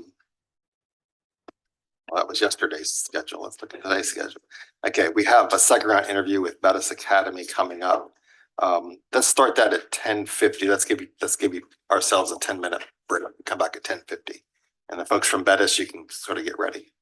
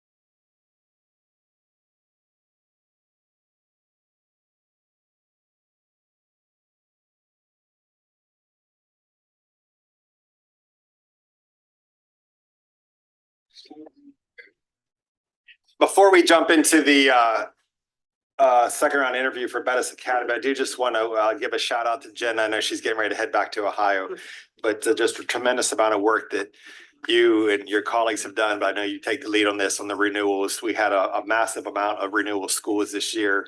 Lots of site visits, lots of everything. And you did a great job in keeping us well organized on all of these renewal schools. And thank you, Jenna, for all your work. We will be casting votes then on renewal recommendations in January. I would just say this as board members, as you go through all of your renewal notes, if there are any schools that you feel strongly that we ought to bring back for one final time before us, we could schedule that for January. Doesn't mean there has to be any, but there might be some that based upon the interviews and all that we looked at, if you do feel strongly that there's a school that you would feel you'd like to learn a little bit more about before casting a final vote, just let me know, and then we'll make sure that we get those on the January agenda. But Jenna, thank you again for all your work on this, and safe travels, and have a Merry Christmas and Happy New Year as well. So, For clarification, are we going to be voting on renewals in January? Thank you. okay, Ms. Rackley, welcome back. Thank you. All right, so we have a second round interview. You all requested that Bettis Academy come back. There were a total of 7 follow-up questions that we had for Bettis Academy. Just a reminder that today's interview is kind of abbreviated in nature, so the applicant will have 5 minutes to open and close, and then most of that time will be spent today with you all deliberating and making your final motion. So today's final motion is to either approve or deny the applicant. And so if we can move, I believe, to like slide 19 or 20. Just a reminder that Bettis Academy has a mission to serve underserved students in Eastern Wake County. In Zebulon, North Carolina in particular, the number of residents has grown by nearly 5,000 since the last census data was provided in 2010. And so primarily the questions that this board presented centered around the curriculum, the demand for the school, and then some of the community partnerships that were forged by the applicant. A reminder that the school will serve grades K through 6 with 420 students in year 1, but at capacity, they will plan to be a fully K-12 school, participate in the National School Lunch and Breakfast programs. And then there is a transportation plan there for them to purchase 5 buses and utilize cluster stops across Eastern Wake County. There will not be a weighted lottery. And then their enrollment projections were based upon Wake, Johnson, and Franklin County. They are not a repeat applicant, nor will they use a management organization. So this is a 5-member board. All 5 members are present here today in person. So at this time, if there are no questions, we can just go ahead and allow Bettis Academy the floor to make their opening statement.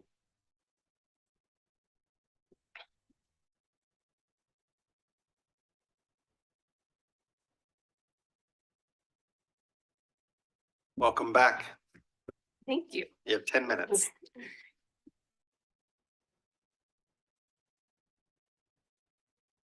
We have 10 or 5? Oh, okay, got you, no problem. I mean, I may have gone for 10, but. All right, good morning, members of the Charter School Review Board. I'm Allison Brown, Chairperson of Bettis Academy's Board of Directors.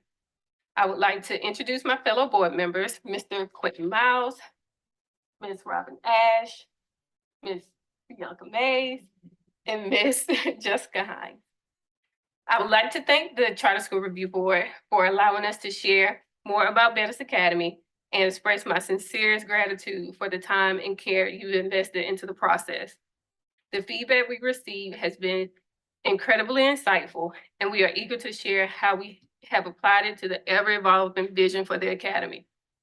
Our board has carefully chosen Zebulon as our location, recognizing its rapid growth. According to recent projections provided by the town, the population is expected to double to 25,000 residents by 2030. As the population increases, so does the demand for high-quality schools.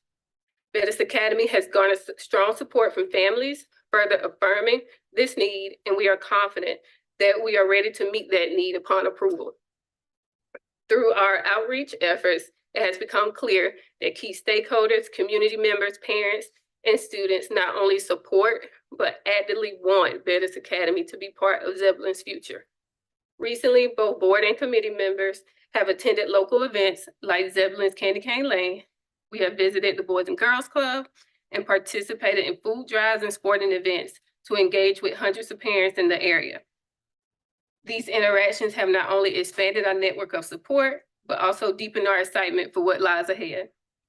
Families from Zebulon and nearby areas, including Raleigh, Wendell, and Clayton, have expressed significant interest in Bettis Academy. In a November survey, over 70% of respondents stated that they would travel to Zebulon for a high-quality educational opportunity. Since our first CSRB interview, the board has initiated an additional campaign that yielded over 338 signatures of support for Bettis Academy. We continue to gain support with an additional 44 signatures since our November 25th submission, bringing our total survey and poll participation to 552. Among those supporters are parents who are interested in enrolling their children when Bettis Academy opens its doors. We anticipate this number continuing to grow as we connect with more families and share the vision for the school. Further applying the feedback from the CSRB, Bettis Academy has developed a curriculum plan tailored to meet the academic and developmental needs of our students. To build a strong foundation in literacy, we will use core knowledge language arts to cultivate strong reading, writing, and critical thinking skills. In math, Bridges in Mathematics will emphasize hands-on exploration, problem solving, and real-world connections. IXL will also be strategically implemented to assist with progress monitoring and provide real-time feedback for students, staff, and parents. As we gradually implement project-based learning, students and teachers will engage in foundational elements of the model, such as driving questions, feedback sessions, and mini lessons designed to teach and reteach subject matter. The hallmark of Bettis Academy will be thoughtfully designed. My apologies.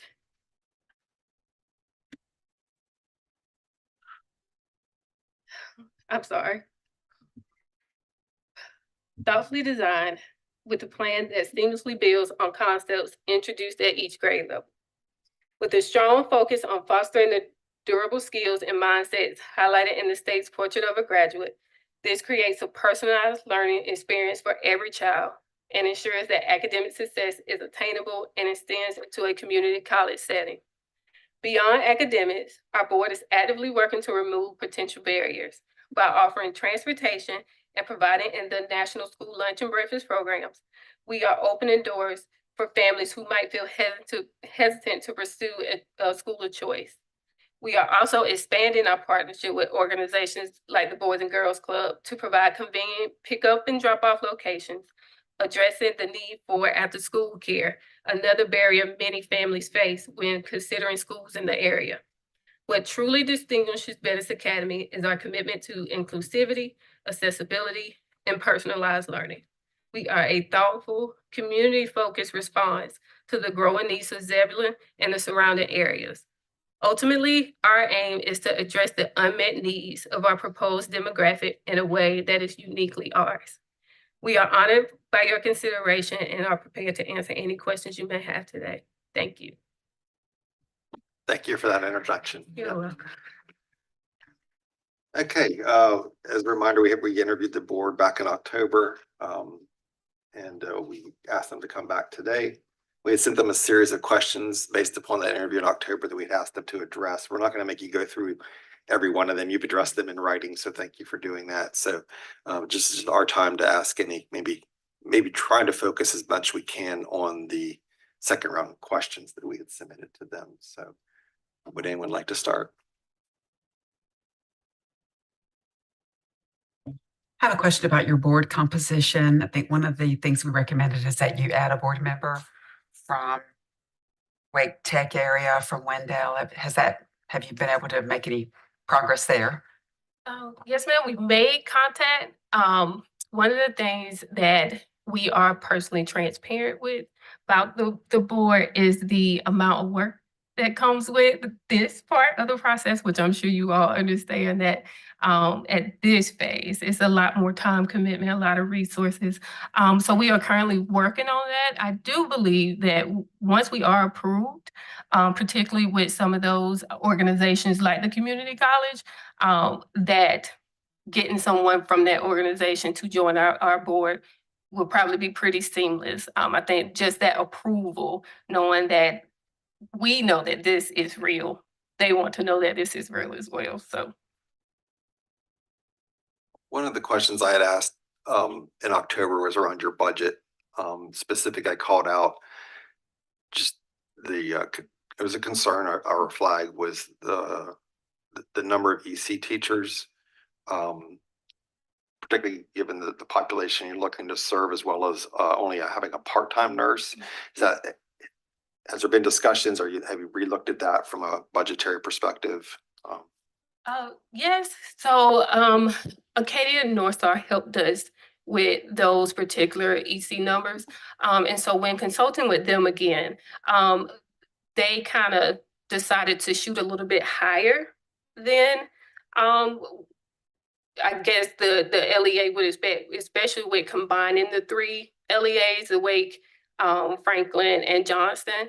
And so at the time when we reevaluated the budget, we, since those numbers may have been a little inflated, wanted to give it a little bit more time to see if we need to add an additional EC teacher. Again, once we have kind of our lottery results and seeing the students that ultimately will enroll, we still have room within the budget to make that adjustment if we need to add an additional EC or we need to make that nurse full-time. So we, again, still have that flexibility and we having those conversations, but just didn't want to make that official change at this point in the process. Yeah, I appreciate you leaving that on the table. Yeah, thank you. Yes. Questions or comments from board members? Can you remind me who assisted you in preparation of your budget? Oh, that was Acadia as well. Okay, Yes, ma'am. Arcadia. Yes. Mhm. I think it looks good, appropriately, rounded out as best you can in keeping with your mission. Yes. So I don't have any further questions about that.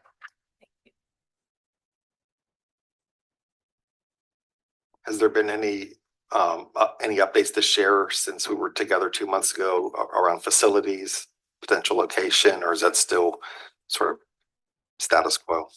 It's still pending. I will say we found a better suited parcel of land that we'll be interested in. It's exactly the amount of acreage that we need. It's about 47 acres. That includes our expansion because again, we wanted to phase in to our high school and building that. So we could go ahead and purchase that, have that there. So we're not having to be concerned about will we be able to purchase, additional land and it still be near each other. Because again, we know in Wake County, everything is growing pretty quickly. It's already zoned properly for a elementary and secondary school, and it's in Wake County. That initial parcel that we had straddled the Wake County and Franklin County line. And depending on how you built the school, it could be in either, could be in both. And so that way, this new parcel that we're looking at, we will know officially that we're in Wake County and we won't have to make any type of adjustments that way. Any other comments or questions from board members? The interest and the demand and the need, I think that was a little bit of a question. It might not have been, we might not have submitted anything in the follow-up, but you mentioned previously that most of your work had been door to door.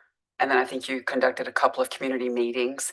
Has anything else been done to demonstrate the need or to create, to, prompt the need and the interest in your school? Yes, ma'am. So that was kind of the events that we mentioned. Instead of creating our own events, because we know that November, December is pretty packed with community events, holidays, things of that nature. So we decided to go to events like Zebulon. They have a annual event called Candy Cane Lane, a Christmas themed event where we had a booth. We were able to make bookmarks with students, which is really cool to see their creativity come out. And we were able to engage with parents as their students were coloring.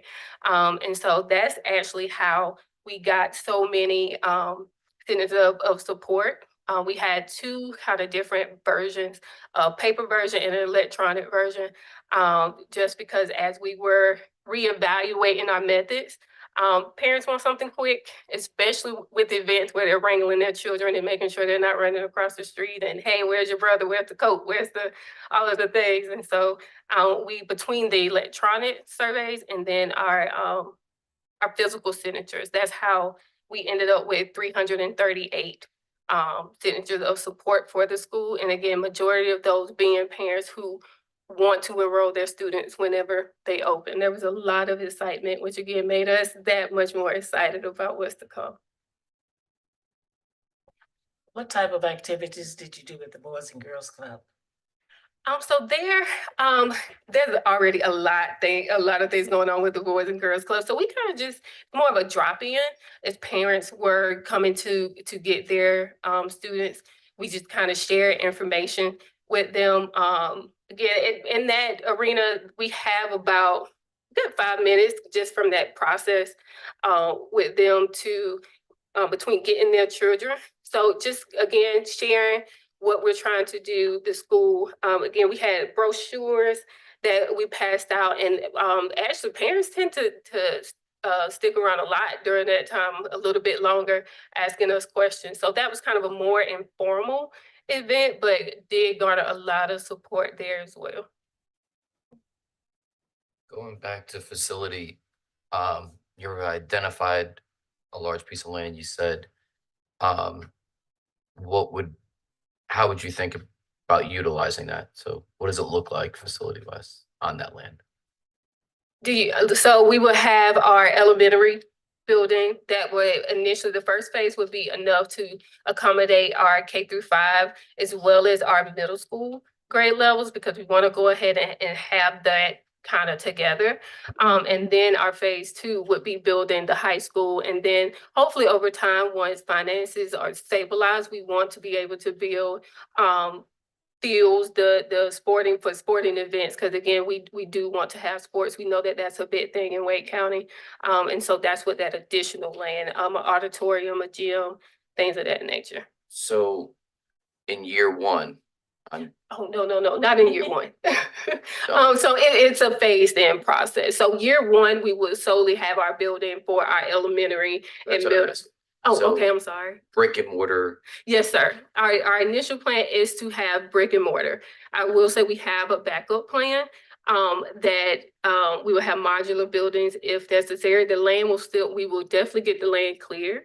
We'll be working with performance, charter school development for that piece. Get that land clear. If we're not able to build for budgetary restrictions or things of that nature, we have already located a local company that provides those modular buildings. Is actually in Knightdale. So it wouldn't take much to bring those up to Zebulon. So that's our backup plan if we're not able to build the brick and mortar in time.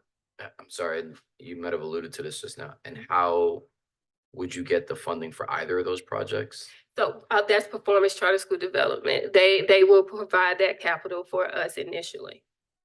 And I might have missed this in the application. There's some type of agreement or addendum in there, or We have not signed an official agreement. They are waiting for our approval. So what would the terms be? since we have, can you clarify exactly what terms you are, like, do we have official like interest rates or like what? Basic stuff like what are they, is this seed money? Is this what kind of agreement are we looking at? A normal development agreement, short term? Yes, it would be a short-term development agreement. We are able to refinance out of that as soon as we can. So the idea would be for us, after 3 years, be able to apply for a USDA grant so that we can refinance into that. Because fortunately, Zebulon is one of the last parts of Wake County that they distinguish as a rural county or piece of Wake County that's rural. So we will be able to use the USD loan to refinance out of it. Yes, it is. Yes. Fortunately, it's the last piece, I think, in Wake County that's still considered rural. The time comes and it's approved. Reach out. We've done a lot of this stuff. Okay, awesome. Thank you.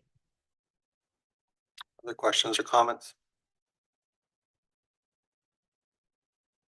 I don't really have a question, just a comment and a thank you for the amount of time you put into answering our questions before getting here. I think you were quite thorough in your responses, and I do appreciate all the board members being here today. I'm sure if we quizzed each one of you, there was probably somewhere else that you probably could rightfully defend, that I just have to be anywhere but behind that podium today.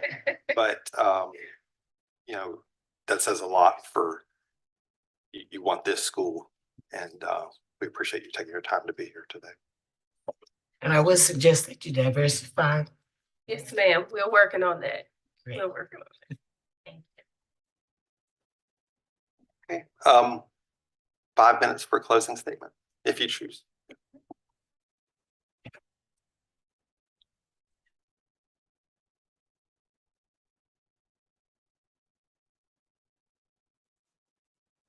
Our closing is just a little bit more background about us, but the mission of Bettis Academy is woven into every aspect we as a board had to consider.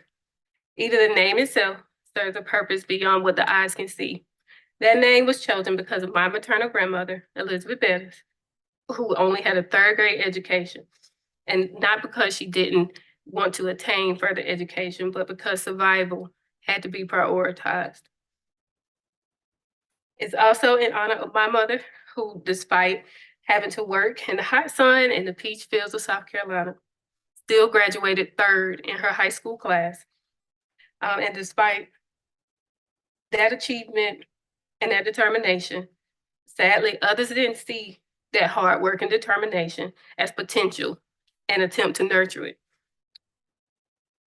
All she received was a handshake and a good look. And her dream of becoming a nurse had to be left behind. So as I stand before you today, the word access is what truly comes to mind. Access to the right opportunity, access to the right people, access to the right resources, and access to the right school environment. An environment with individuals who don't just say that they care about students through their words, but through their actions. Because our school system should never have been the place where your dreams go to die, but to where they thrive. And as a board, I can proudly say we are committed to always seeing the potential and doing everything in our power to, 1, care and nurture it, help our students see beyond their current circumstances and instead see the endless possibilities ahead, turning those possibilities into stories of success. So along with the passion and the plan we outlined today and in our charter, I leave this podium vowing that there will never be a day when we don't walk in fidelity and the highest level of integrity to ensure our students have access to an exceptional education and an authentic community that reminds them daily that their dreams can be realized and that Bettis Academy will be there to support them every step of the way. So again, thank you all so much for your time and your guidance. And I hope to receive your approval today. Thank you. Thank you. Thank you. Thank you very much. Okay, board members, we have a few minutes to make comments, deliberate, or get any clarifications that we may want to have. I just need to emotionally get myself together because the the look on your faces, the board and the ones who spoke, is just touching, very touching that your commitment shines through. Bruce, this is Steve Gay. Go ahead, Stephen. I think this shows you that they took the feedback from us from their last meeting and then came forward and see how much growth they've made just in 2 months. So I think as they go into the RTO process, if we vote that way, I think you're all going to see a stronger application moving forward. I think my suggestion for them from being in that area for 9 years is to connect with the community college there, especially the new Wake Tech campus that's there. They seem that they're going to do that once they go to the next step. So I don't know if this is the time, but I'll make the motion that Bettis Academy moves to RTO. Okay, we have a motion for Bettis Academy to move to RTO. Would anyone like to second? I enthusiastically second that motion. Okay, motion and a second. Any further discussion? All right, hearing none, let's just cut to the chase, Ashley. Let's do a roll call vote. Okay, Stephen Gay, Aye. Bruce Friend.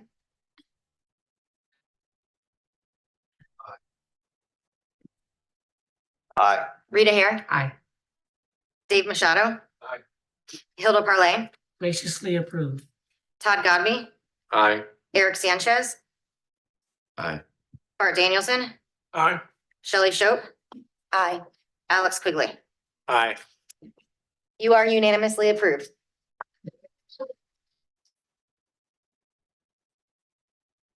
Our office will be in touch with next steps. Congratulations. Okay,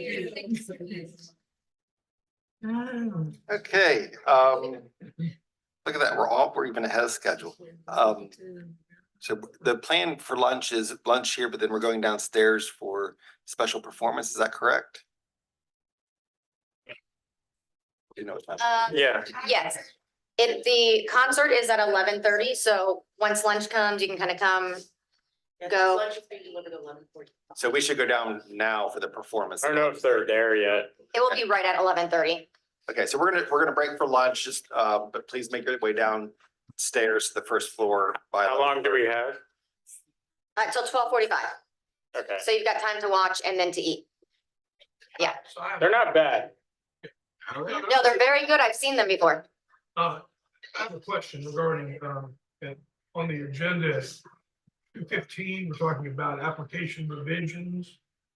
Can we get a redlined version of that? Yes, I had a feeling you were gonna ask that, and the way that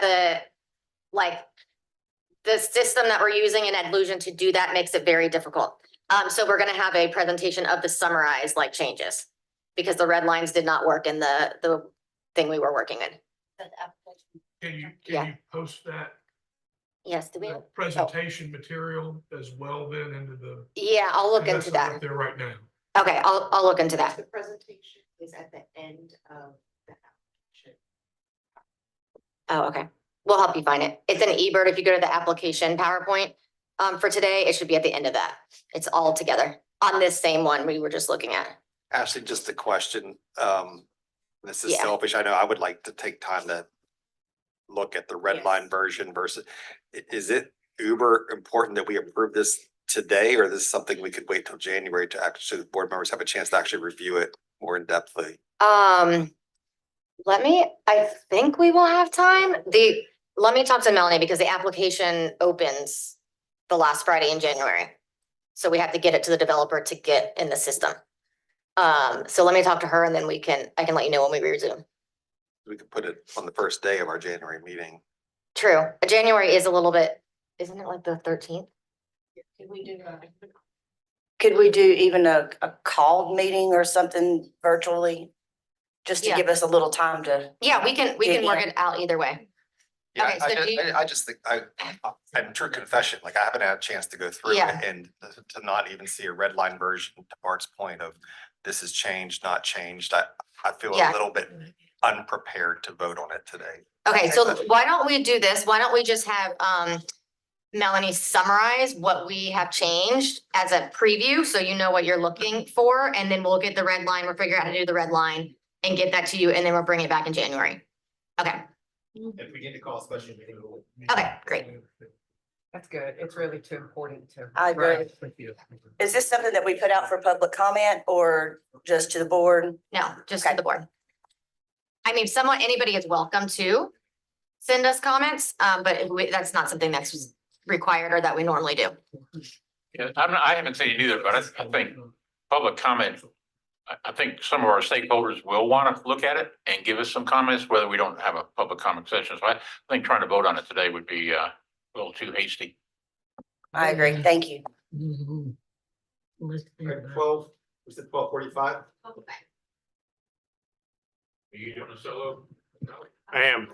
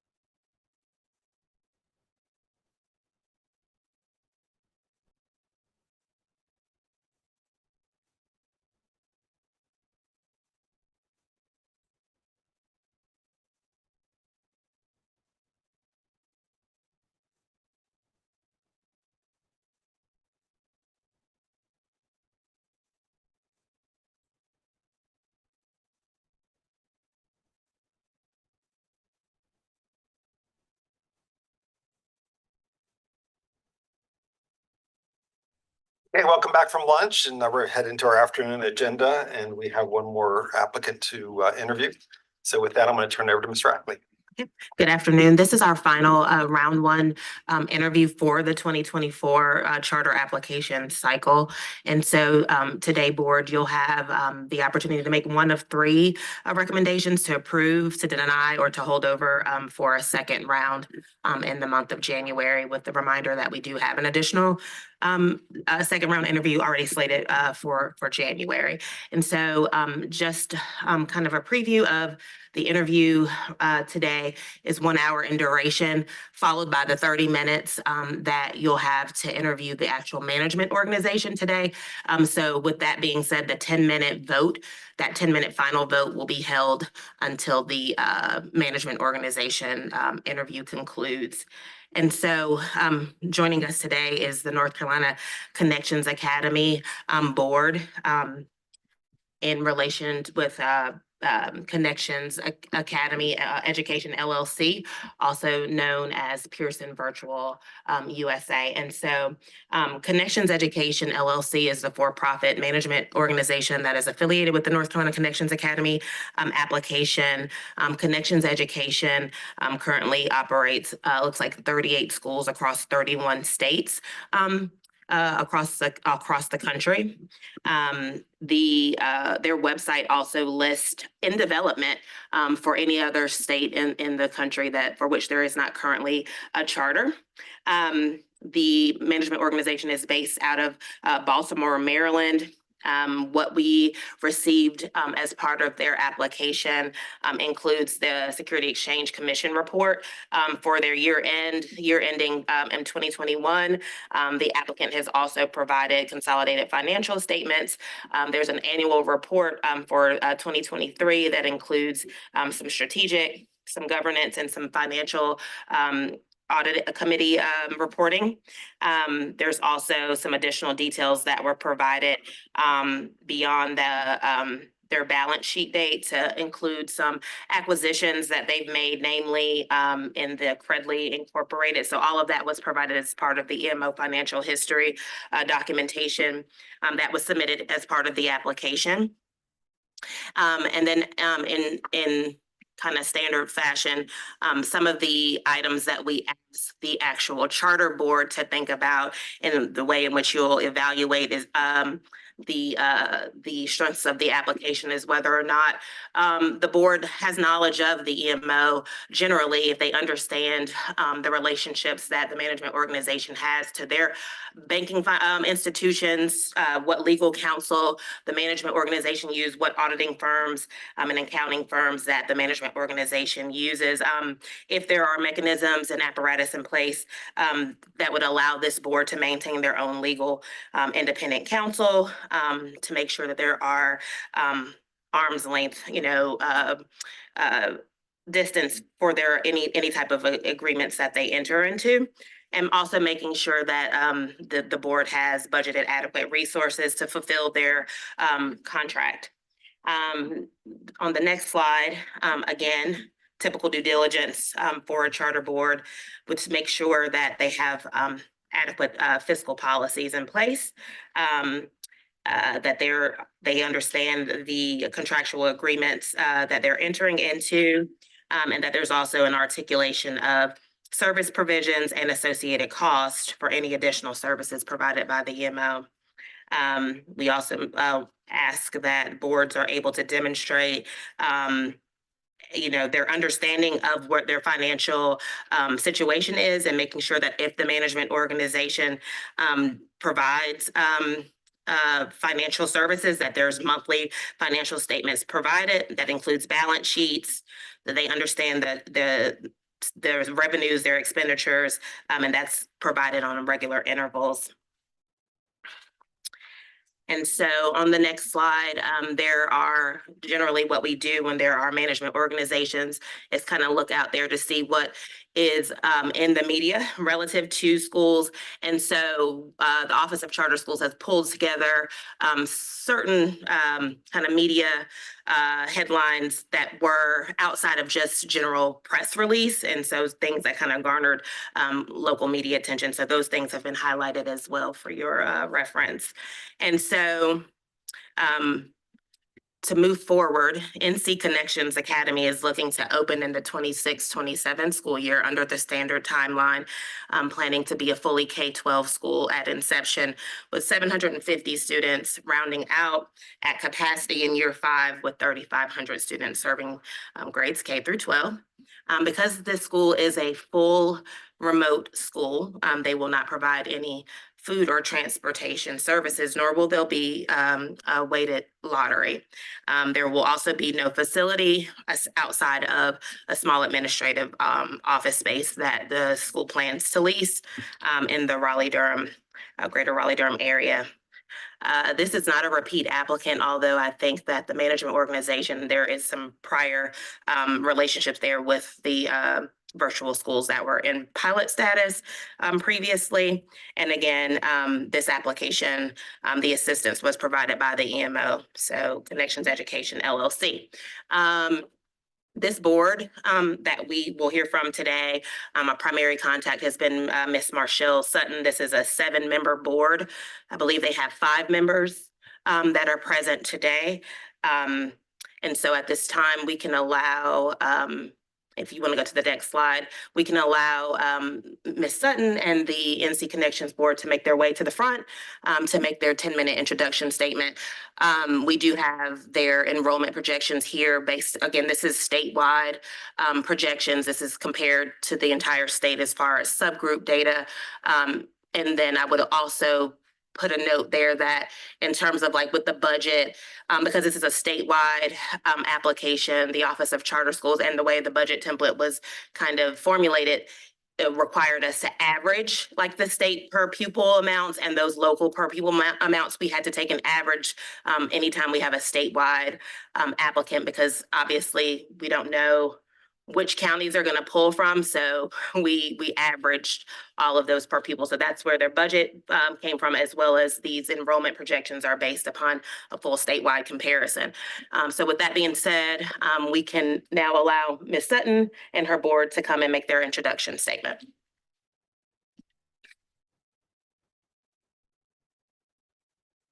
Good afternoon. Good afternoon.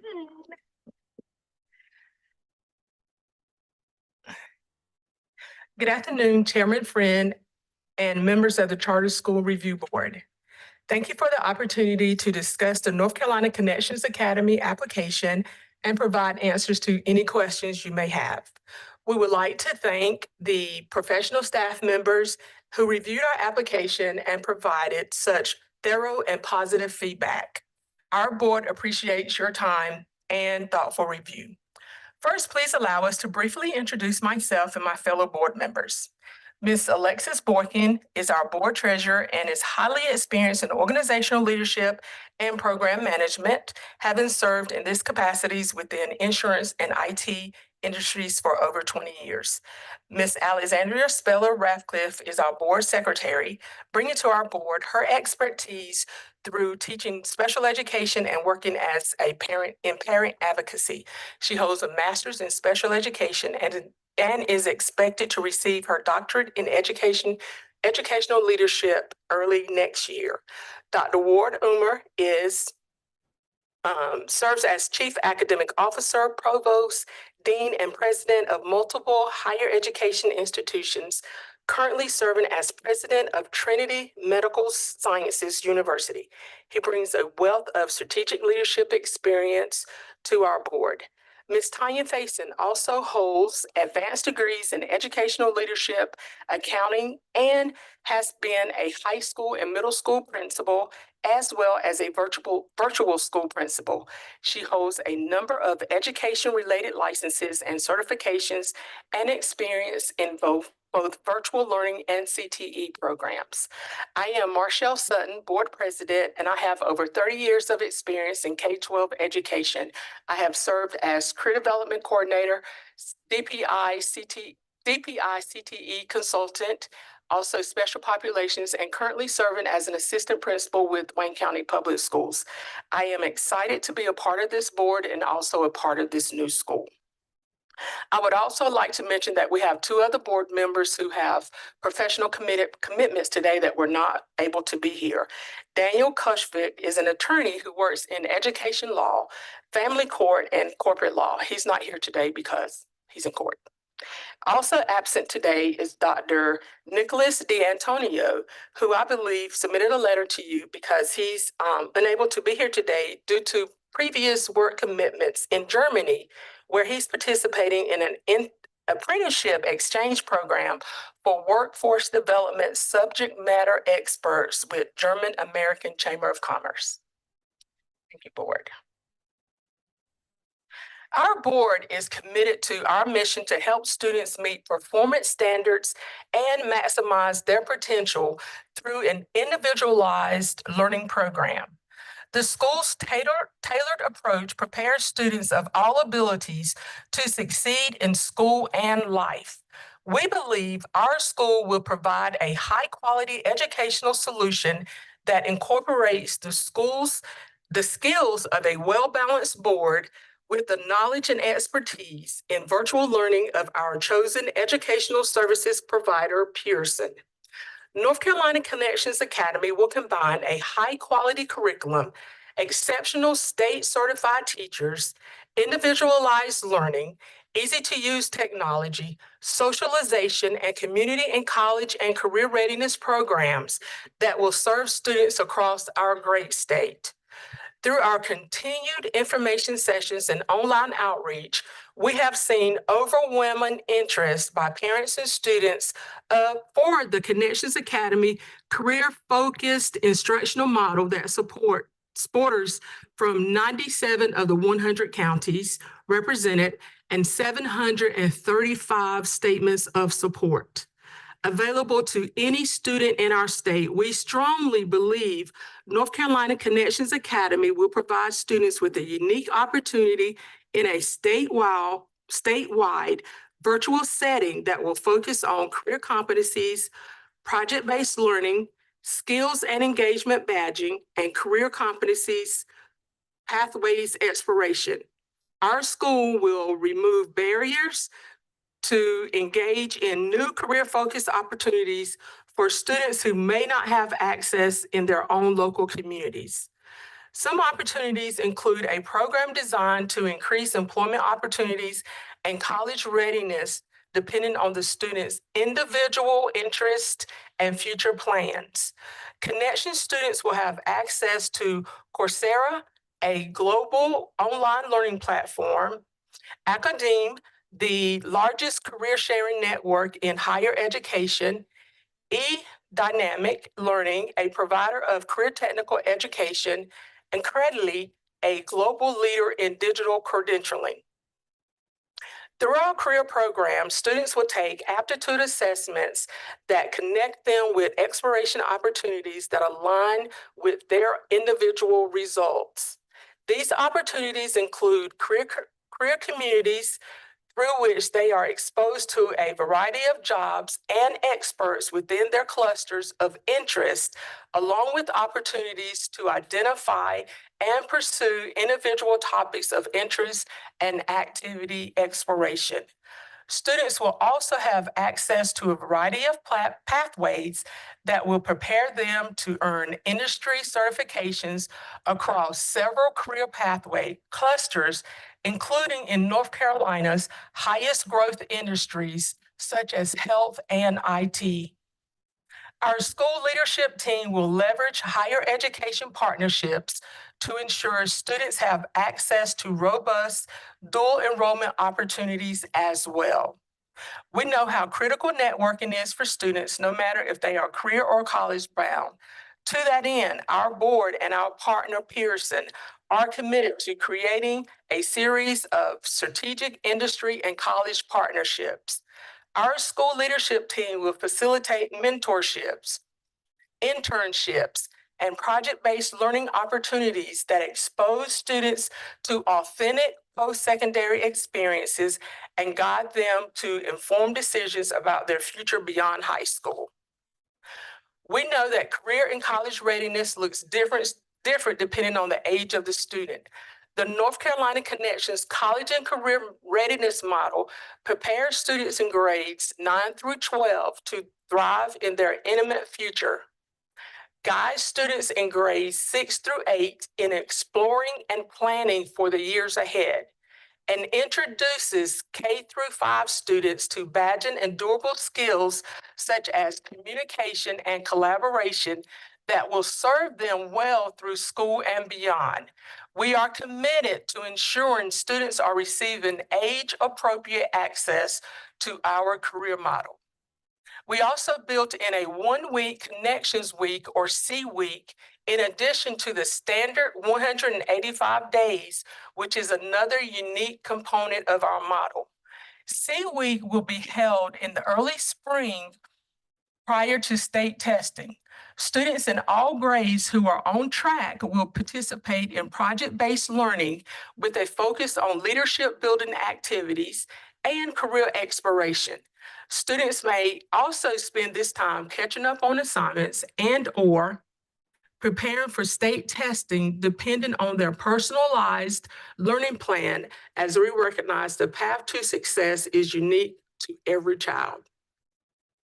Finally, our board recognizes the importance of engagement and personal interactions among their peers, with their teachers, and in their communities. We will encourage students to be active participants both in their school and in their communities by creating engagement badges that they can earn throughout the school year. These engagement badges will focus on school culture and responsible citizenship, and will recognize outstanding participation in synchronous live lesson sessions, attending state assessments, and participating in field trips and other community activities. We are eager to provide unique, innovative learning opportunities to students across our state. We all know students who, for a variety of circumstances, would thrive in a remote, flexible learning environment and do not currently have access to Connections Academy model, nor the unique career elements we have incorporated. I see students every day I believe will benefit greatly from the individualized instruction and pacing that our school program allows. We as a board and fellow North Carolinians look forward to the further discussion of our school program with you and are ready and committed to bring this new innovative school to students across North Carolina. We would appreciate every consideration of our application and sincerely thank you for your time with us today. I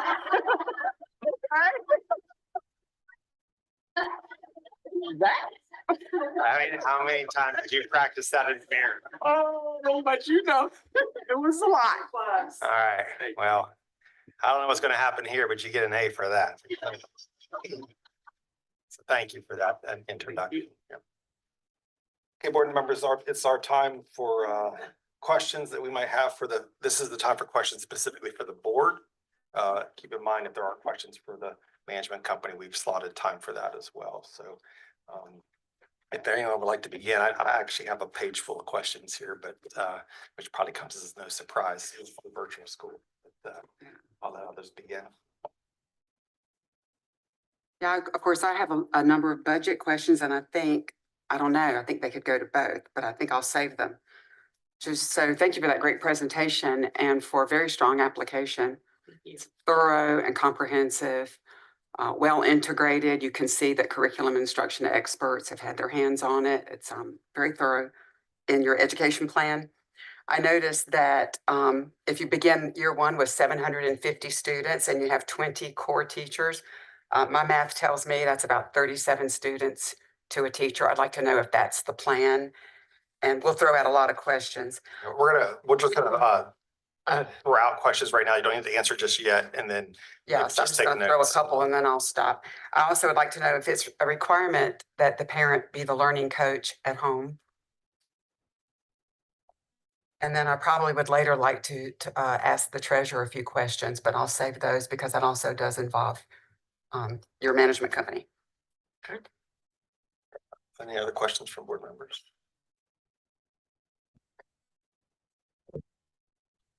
I'd like to know how many of the, if there are any board members from the original Connection School that was here, what, multiple years ago, if any of those had the same board members. I would like to, the track record for academics is not that strong for virtual. I'm not sure it was first time Connections came into the state. What would be different now than it was last time you were here? I'd like to talk a little bit about your fee structure too at the appropriate time. The EMO's fee structure. Yeah, I'd like to add in, there's some questions just for the board specifically about what do you have in place to hold the EMO accountable for results? Of the student population, being a statewide school, is there a particular area of the state that you're planning to market to, perhaps more so than others? I'm also curious about what led you to the breakdown of students in terms of 750 the first year, 1,250 the next year. I'm curious to know a little bit behind the thinking behind that and what went into those numbers. Likewise, will you, as a virtual school, you don't have walls necessarily that limit how many students you could enroll. So are those numbers hard and fast? Are you going to cap yourself at those numbers, or if the demand is higher, would you go to seek to serve that demand? And then I have more questions, but I guess for now, the last one would be just kind of piggybacking off of Mr. Machado, just maybe share we've had 2 virtual charter schools operating in the state now for almost 10 years. And we do now have a few new remote academies that have been approved. So what's going to make you different? What's the compelling reason a family would choose you versus the other virtual options that they have in North Carolina? And I'd like to know more about how you will handle your interventions for those kids who are not successful. So that's a lot. Why don't we start there, and then we'll have time for, I'm sure, follow-up questions as well. And why don't we start with just Mr. Machado's question. Connections Pearson's not new to our state. They were the backbone provider for the original North Carolina Cyber Academy. Are there any members of this board that were also a member of that board? That would be a no. We are all original board members to NC Connections Academy. So we have no connections to the previous applicant. As a follow-up to that, you might want to confirm, I read in your application that I think it was maybe a 3-year partnership. Do you recall the number of years? I made notes, but that in fact Pearson withdrew because of not really having fidelity to the curriculum. I don't think that was this school though, Rita. That was Pearson partnered with the original North Carolina, which is now Cyber 2015 to 2019. 5,460 students and exceeded proficiency 3 years in grades 6 through 8. But that Pearson withdrew their partnership. Yeah, that for they were one of the 2 original pilots. Okay, you're talking about not the other one. Yeah, the original North Carolina Cyber Academy partnered with Pearson as their EMO. Exactly. Many years into the partnership, both parties decided to go a different direction. Okay. And to build on that, there are no members of the board that were currently there. And while we know that there was a prior relationship, we don't have the details of why it was absolved. Absolved, not the right word I'm looking for, but why it is no longer in existence. If you have some more questions, I think Pearson would be the better person to talk to, but we don't have all the details behind that. I have a follow-up on that. It seems like if you were looking for an EMO to help, you would have tried to look into what the problem was the first time. this board did not do the due diligence on that? We feel like the platform that Pearson Virtual Schools brings to the table more than satisfies and actually offers a lot of robust things that the students in our marketing has indicated that our children and our parents throughout the state are looking for. So while there were some things that happened previously, when we looked at them overall, the platform that they offer, the marketing research, we felt like they were a very robust partner. When we see the platform, it is excellent, the way that they engage the students, the extracurricular activities they offer to continue to grow our students, not just in an academic sense, but ability to, form relationships with their peers in a virtual space, and their ability to connect and develop curriculum that our students can take to be lifelong learners, right? So some of them may have interests that take them to college or to a trade. How do we provide partnerships? And when we talk to Pearson Virtual Schools, they offer those things. So it's not just the academics, but it's the whole package that they offer to the state of North Carolina. And I do believe there was a question earlier, who would be able to attend? Like we say, this is a virtual public charter school. Any student in North Carolina is welcome to attend. We really are looking for students across the entire state, and we are not capped out at 750. Our models are really based off of flexibility. If we want to be able to enroll more students than 750 the first year, because 90% of our budget is related to the enrollment numbers, we are able to flex up and down based off of the enrollment. Sir, I do have one thing to add on the diligence with the prior arrangement. We did look into that. We don't know the contractual agreement and what was done on that part of it, but we are aware, or at least it's our understanding, that the partner did not abide by the model that Pearson had laid out and did not have control over the ability to influence the things that they hired Pearson to influence. The question of, so you just answered the question about you wouldn't necessarily restrict yourself to 750 if demand was more for that. You have the ability, the capacity. Is there any one particular part of the state that you're looking to market in more than the other, or is just come one? Across the entire state. So when we did our marketing research, we looked across from east side, the East Coast to the West Coast. So our marketing really did tackle each of the areas throughout the state. And while 750 is what we use, if the board would like us to keep it to 750, we're willing to, but we're not required to cap it at 750.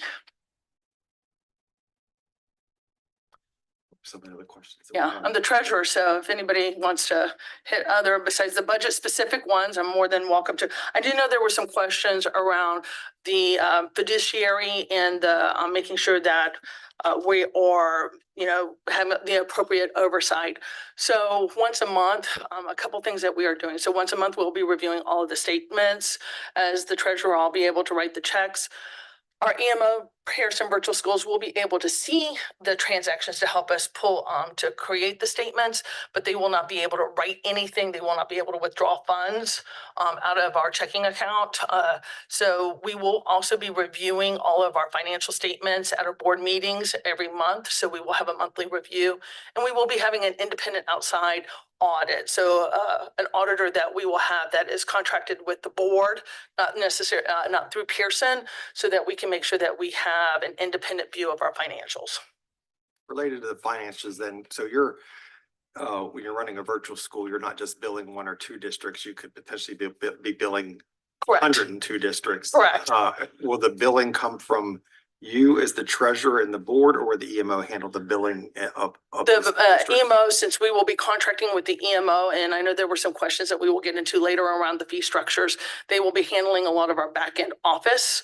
They have the expertise. They're doing this for, across multiple states and multiple schools. So they will handle that for us. But again, it will all be under the oversight of the board. So we'll be reviewing all of the statements and making sure everything is ticking and tying.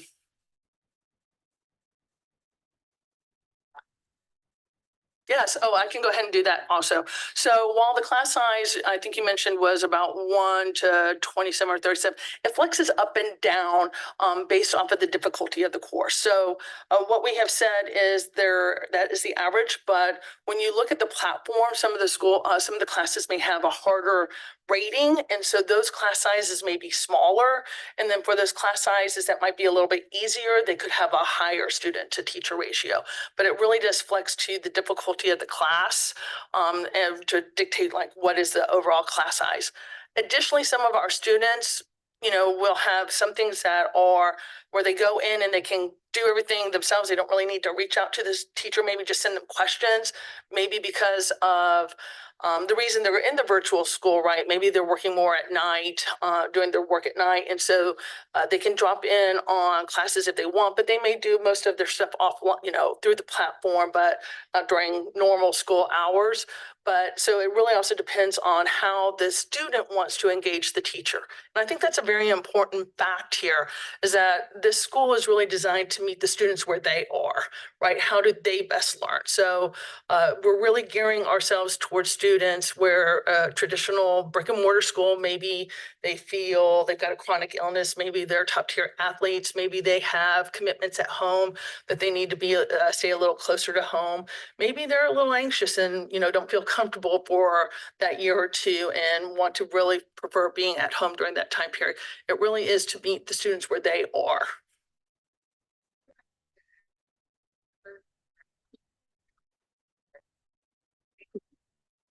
"13 grade levels functioning online, and they're spread across 20 teachers. That's 1.5 teacher for every grade level." I mean, I'm looking at averages. Yeah. And with enrollment running anywhere from, your projections show from 30 students to 895. I don't see that working. I don't see those numbers unless you are talking about very large, 37, 40, online at the same time in that synchronous class that the teacher's conducting. So my question is that the pattern? Is that the model? There has to be a model. What is your I'm number? going to have Tanya, who is another board member. She's going to speak a little bit more to that. Okay. So let me jump in on that.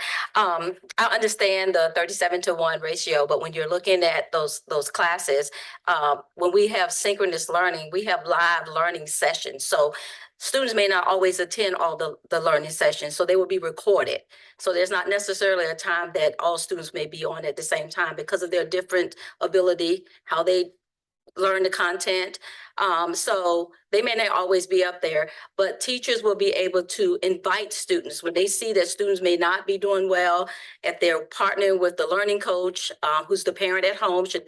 This should be a joint thing, home, school, working together, the home and the school, to make sure that students are successful.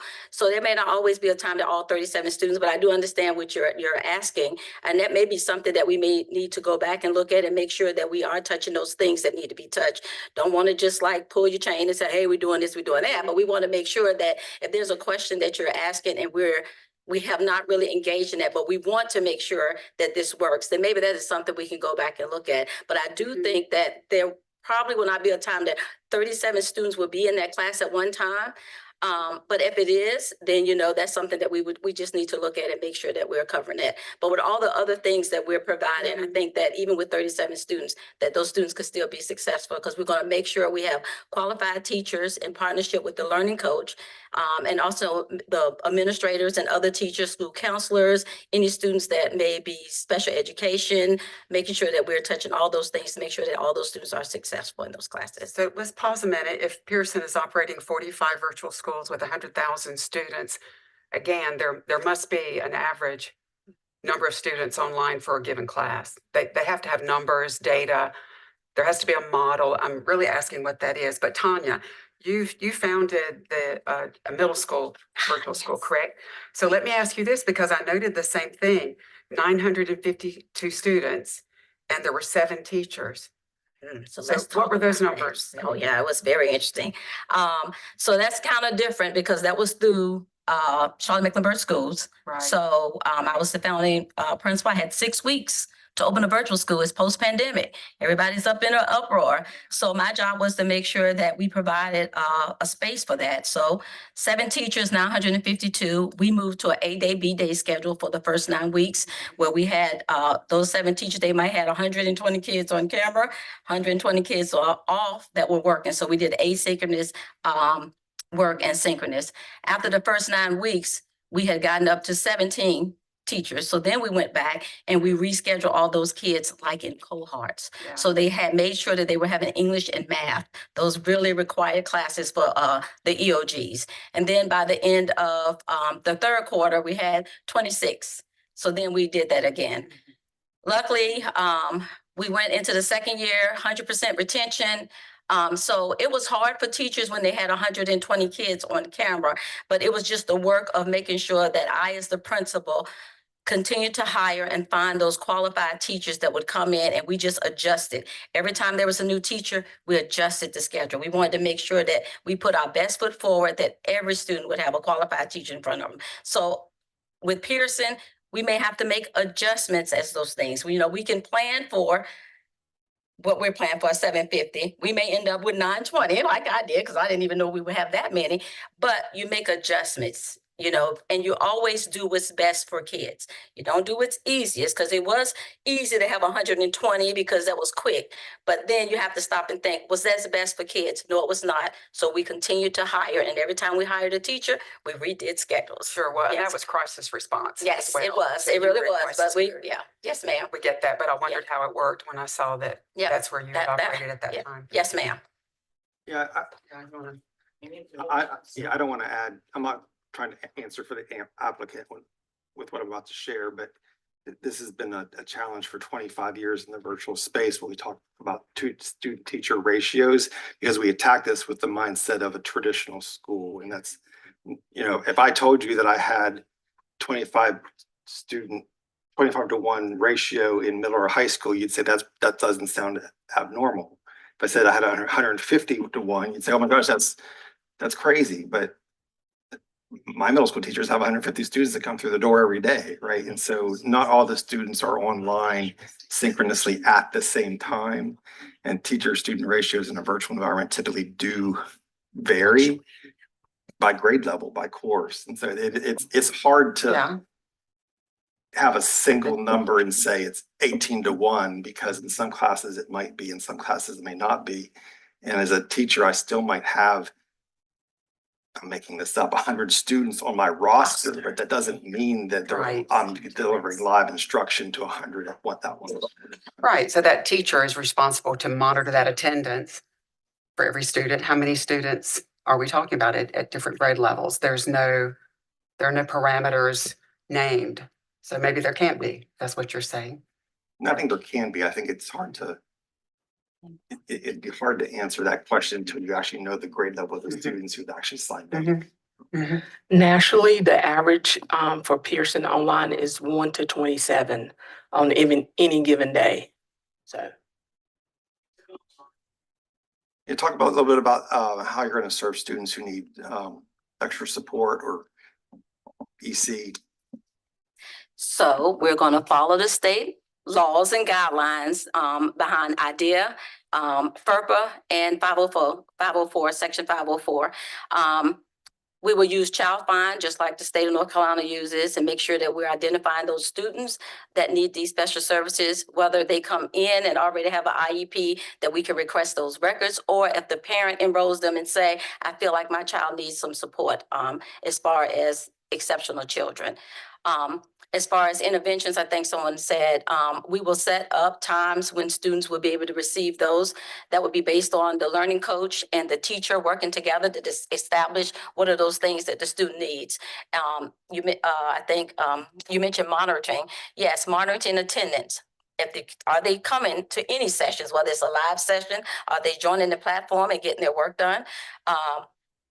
Their grades. If they are attending and the grades aren't looking good, then right then, that's the first red flag. If I'm coming and I'm not getting to work, then that's a red flag that I need some support. So making sure that all those pieces are being monitored and we have the plans in place to make sure that we're addressing those kids that have exceptionalities, because we want them to be just as successful as anyone else that may not have those. Yep, you want to add something? Well, how are you doing? She covered a lot of the great pieces, but I do believe it is important to mention how we would like to bridge the gap between our learning coaches and our instructors. I think including all stakeholders is very important in a child's education, especially, well, not especially, but, virtually and in person. And with that, it's just make sure everybody's accountable and on the same page. When we do have our students with different abilities, we want to ensure working with the full team, teachers, parents, staff members, but as well as any related services. So if a student comes in and they may need speech or they may need OT or physical therapy, our EMO or our, board will assist the families in finding outside providers, third party who can assist them virtually, or if there are services that need to be met in person, we'll work closely with those parents and families in the community to find service providers in their area who can meet them, whether it be at home, public places such as libraries and things of that nature, to ensure that they get the services that they need to succeed academically and socially.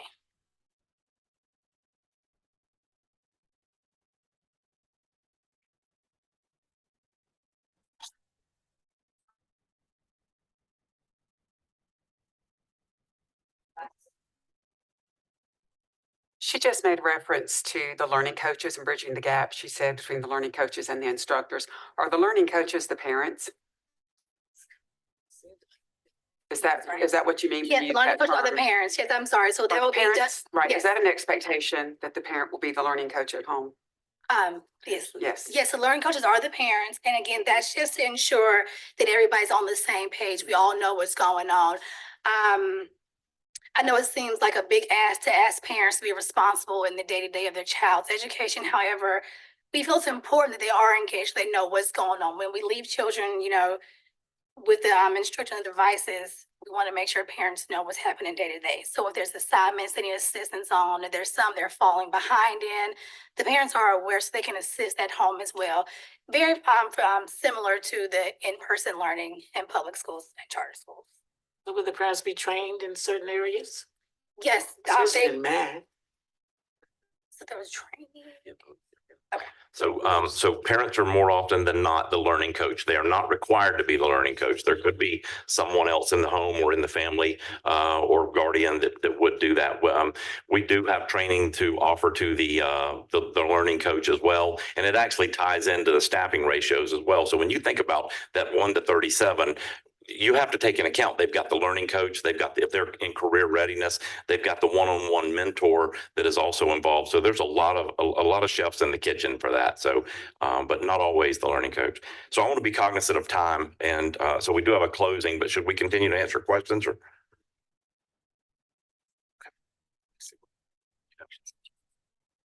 I have another question of how many people on the board have children that are in a virtual school setting right now of your board members? I have graduates. I don't have any. I'm too old to have in school now, but I do have graduates.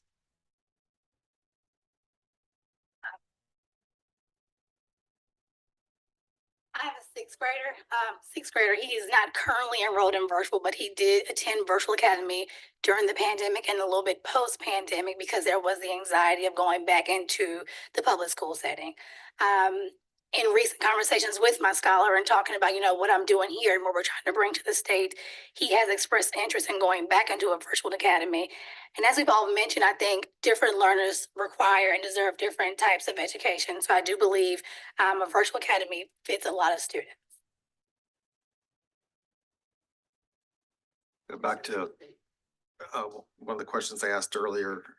So if approved, you'd be one of several fully virtual options that already exist in North Carolina in the charter world, let alone options that public school districts may offer or private schools may offer. what's going to set you apart? Why do I want to enroll my child with your school? I think the first of those is we've got a ton of experience in online education, virtual education. The other is that our career readiness focus that we have for those individuals who are not looking to go to a four-year university. Bureau of Labor and Statistics shows there's a great need for jobs to be filled that do not require a four-year degree. We'll have a career focus that these students will go through. They'll take an assessment, they'll take aptitude tests that will help them drive toward where they need to be in their classroom. And so I think that would be the largest draw, along with the partnerships that we have in place to give that one-on-one professional mentoring with someone who's highly skilled in what we used to refer to as blue-collar jobs, but are now extremely well-paying jobs. Can I add something? So what makes us different? I think the board, we're different. When you hear our resumes and what we've been through, how many years of education and experience we've had, we're different. We're committed. This has been a true commitment, coming together, like-minded, agreeing on what is best for students. And I am a true advocate of always doing what's best for students, no matter how hard it may be. The outcome outweighs the work. And I absolutely think that we're different. I think how this is being marketed, I think it's across the state. I think that we have a true commitment with our EMO that we're really going to dive into this and we're going to make things happen for students across the state of North Carolina. So what makes us different is our commitment. What makes us different is that notebook of all the things that we have committed that we are going to do. Like, you give us this opportunity, it will get done. And we're going to work hard to make sure that every student that comes through North Carolina Connections Academy leaves with a valuable education where either they can be college career ready, they can go into a trade, and if they decide they want to go into the military, they can do whatever they need to do, because we're going to make sure that we're equipping the whole child through this North Carolina Connections Academy. And I think that's what really makes us different. Any other questions from board members? Are we gonna, just clear, are we gonna ask questions of the EMO next, or are we gonna have the board to give their closing statement and then do the EMO? Usually you do the EMO together, like now. So before the EMO were to come up, any questions for the board? I think I'd like to know if they considered any other EMOs. And kind of how that process went. And how the board came together, like how you guys connected to Pearson. Just So while we know that there are other EMOs out there, we really focused on Pearson Virtual Schools just based off of their record and their unique platform.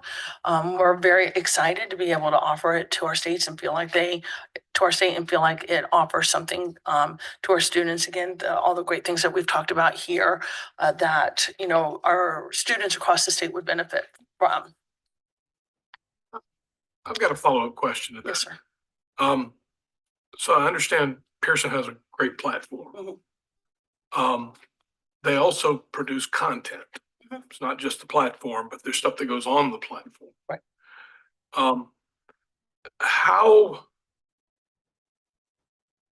do you have, does your board have, will they have the authority to place content on the Pearson platform that is not Pearson content?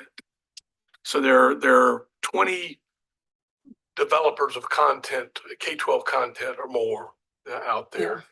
Yeah. Are you going to be constrained to only using content that Pearson has created? And the reason I ask that is because Pearson's had another school here that was not, the way I think I would describe it is they didn't think was faithful. Right. If you go out there and fool around with Scholastic, can they walk away and say, you know, we'll go find another board. We'll help set up another board that will be faithful to what we do at Pearson. So first of all, we won't be putting content on the system. Our board responsibilities are to set policy, to monitor the assessment, and to be fiduciary, responsibly fiduciaries. And so, but our school leader and school administration will certainly have that ability and will answer to us as the board. And so we will be able to evaluate. I think we could make the argument that you can oftentimes evaluate what's going on in the classroom in the virtual environment better than you can in a traditional classroom. Because if I come and observe your classroom, you're going to be on your best behavior. You're going to be doing the very best that you can do. I can go back and look at any classroom and to see what the discussion took place, what assessments were done, everything that took place in that classroom. And I can do it for any date that the term has been in session. So the answer to that is yes, we will control what goes into the classroom as opposed to Pearson controlling it, but they are obviously going to be our subject matter experts. We will be the academic champions of what goes in there through the administration and the teachers in the classroom. Can I ask a follow-up question to that? Can you describe to me how, since Pearson employs everyone and is responsible for all employment decisions, is what it says in the contract, how are you going to hold teachers accountable if they work for your EMO? They work for our EMO who works for us, and we have the ability to manage whether they're delivering or not. And that's in our contract, as any board would. Was there any discussion following up on Mr. Godby's question? That's a good question. Was there ever any discussion about the board employing any administrator who's in your direct, because you're board members, you got your own lives to lead as well, assumingly, and probably aren't going to be in this every single day, 24/7. Was there any discussion on having someone who's actually the employee of the board to hold? Yes, the board's holding the EMO accountable, but on the day-to-day, making sure that the EMO is delivering on what they're saying they're supposed to do. Yes, sir. There was discussion of that. However, what we have observed is the model that Pearson uses at these other academies in these other states that has worked very successfully. And the model that they are using seems to work appropriately. And we feel like we have the proper controls in place as a board to manage how Pearson operates. I'd also like to add a couple things too is around the teachers. All of our teachers will be NC certified. They'll be following the NC curriculum. And specific to hiring the school leader, the board will be screening the applicants, right? Pearson may take the first pass, but they won't be making that decision unilaterally. So while they may be a Pearson employee, the board is expected to participate in the interviews of the school leader, and we will be doing that. Other questions for the board? Do you want to answer budget questions now, or is that in the next section? I'm all excited about the numbers. Well, I think that's probably going to come out in some of the EMO questions as Okay. well. So I think it'll be perfectly okay if All right, when that you can tag team it with your EMO. perfect. Thank you. Okay. Do we have any questions for representatives from Pearson, or maybe would folks from Pearson like to come up and introduce yourself as the EMO?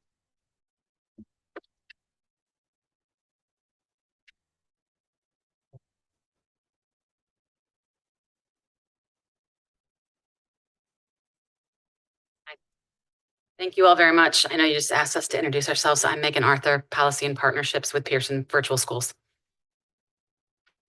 I'm Karen Duquette. I'm the Senior Director for Partnerships and Policy and live right here in Durham, North Carolina.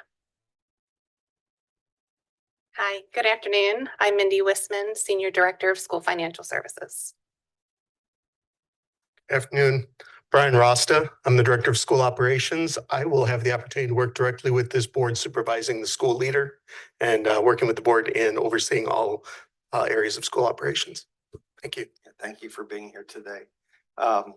Probably same format. Let us kind of amongst ourselves talk about what questions we think we want to ask, maybe take some notes or mental notes. And I guess one of the questions I'll have for the EMO is, this is not their first time in North Carolina. They were the EMO for one of the original 2 pilot schools, no longer are. I'm curious if anyone here today or others were part of that project as well. So that would be one. Secondly, I think it's it's a give or take, right? That the board has to feel confident that the EMO can deliver on what their vision is, but you have to have confidence in that board as well. So I'd like to hear maybe what gives you confidence in the in this board and their abilities to deliver and govern properly. Anyone else? I have questions for Pearson about the budget. If there's anything being charged that's outside of the budget, if the admin fee that is in the budget, why it's not in your fee chart, and what exactly is that admin fee? And how do you calculate the instructional support fee? It must be done per student, per class they enroll in. And so there's an unknown until a student's actually showing up for a class and attend, and now you have that instructional support fee. It just seems very gray and hard to pinpoint what the costs will be, what your true costs will be. You're leasing the computer. I understand there's a rental fee, so you're leasing the computer to the student, but the budget pays, the student doesn't pay. Just want to confirm that's correct. And then I guess the computer belongs to Pearson, the EMO, the management company.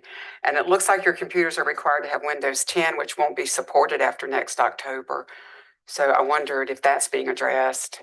That'd be a lot of outstanding computers that would have to be updated. That's a start. Others?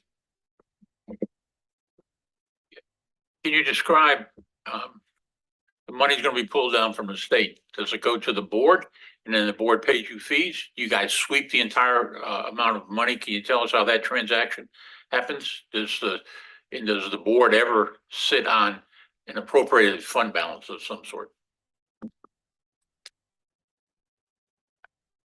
I'd like to hear too a little bit about your experience and come from other states or North Carolina and just coordinating the statewide effort around testing as well and how you plan to do that.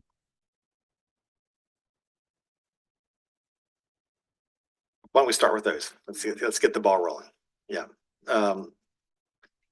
Maybe start with the question I asked about for those that are here today, do any of you have some of that past experience in working in North Carolina with the virtual school space?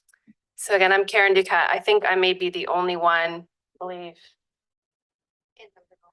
that was a part of the middle to end of that relationship.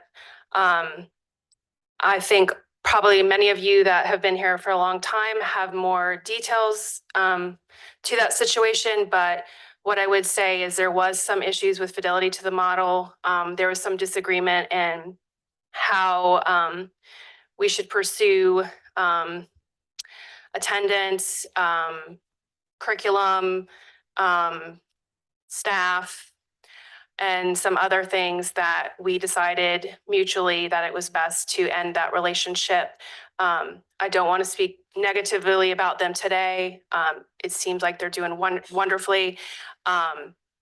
I do know that we have heard from so many families, and as a fellow North Carolinian, I believe very strongly in the Connections Academy model. I come from parent advocacy in my past. I believe very strongly that every child should be given the opportunity that best meets their very individual needs. And for some, that is a virtual education model. The career tech components of this application are really interesting to me, and I don't think they're currently being offered in our state, and at least not in a virtual education setting the way that we intend with this board to implement that. So I think it's a really exciting opportunity and is distinct from what is currently being offered. And so I've been very excited to be a part of that. I'm going to let Megan speak to the board competencies, but as you can tell, they are all rock stars and very impressive, and they have studied and reviewed so much and have so much heart, but I'll let Megan get a little bit more into that. Thank you. And it's funny, I was looking at my watch saying I could do this for the next 25 minutes. I could fill it honestly to say about this group. I really could do this for quite a while. But just a little bit about me is I actually have been working with Pearson for almost 16 years and have worked with boards all across the country. And I have to say, this is one of the most outstanding groups of individuals that I've had the pleasure to work with. It's a diverse board. They have a lot of really interesting, complementary skills as far as their professional background. So we have everything from the workforce development to someone who's actually worked with a virtual school before, a lot of educators, there's an attorney on the board, as we mentioned. So we kind of have like just so much leadership, strategic development experience, and just a very, very well-rounded group of individuals. I can address specific things, but just to say that it is a really good complementary group. So much. Can you take on the question of how is the money flow? Will the drawdowns from the Letter. state come directly to you and go to the board? How's that's going to work? Yes, hi, good afternoon. The boards will, the funds will be retained by the board. They maintain the public funding character until they are paid to Pearson Virtual Schools. The board will be approving all Pearson invoices at the board meeting, so they are open for discussion by the entire board. They are tied to the fee schedule that the board has agreed to in the state and the SOA that is in the charter application. So all of you should have been able to review that as well. The fee schedule is then, we tie out to the fee schedule, and then the board will decide whether to approve the invoice at their open public board meetings or not. If the board decides to approve the invoice, then the treasurer is responsible for making the payment to Pearson after the board has approved it. Does that help to answer your question? Not getting into the weeds too much as far as rent, utilities. You guys do that, or does the board do that? So the board has actually engaged Pearson to be the pay agent on their behalf. So we'll be paying all the operating expenses of the school. Any board expense, the treasurer will make directly with the external vendor. And then, of course, reviewing the charges that Pearson has put forth. The operating expenses are passed through to the school at cost. There's no markup. So it's not like we take a 5% above the actual costs. They're passed through. It's also a benefit to the school, especially in the initial years from a cash flow standpoint. They don't need to wait to be paid in order to have their vendors paid. Pearson will take care of that for them. We'll charge the school appropriately. And then when the school does have cash, they'll be able to pay Pearson. Just to clarify, in the budget under the management company, there's a monthly fee listed. But all the personnel also falls under your. It's the board's budget, but they're coming from the EMO, correct? All the staff and. Yes, that's correct. Computer technology, all of that. That's correct. Marketing as well, I assume. Yes, so that is part of the fee schedule, the fee arrangement between Pearson and NC Connections Academy. So you'll notice that the fee schedule is broken down to multiple components. There is an upfront fee. That fee is charged to the school for each student that enrolls in the school. And that is the cost to bring the student to the school. That includes some of the marketing. Then there's a monthly fee, which to your point about how that is charged, at the end of the month, we look at the students that are enrolled in the school. That's actually reported on by the school leader to the board in the monthly school report. And that is the metric that the monthly fee is charged to the school. And my question was actually about the instructional support fee, which is $275 per student, per class, per day. I just wondered about that math. Oh, I'm sorry. Okay, so that is Pearson Online Academy. So if NC Connections Academy has a course that they wish to offer that they don't have a teacher to teach, we actually offer an extended array of courses through Pearson Online Academy that NC Connections Academy can purchase from Pearson. So as an example, let's say they have a student who wishes to learn Chinese, but they don't have a teacher to teach Chinese. That is what that fee is. It's completely supplemental.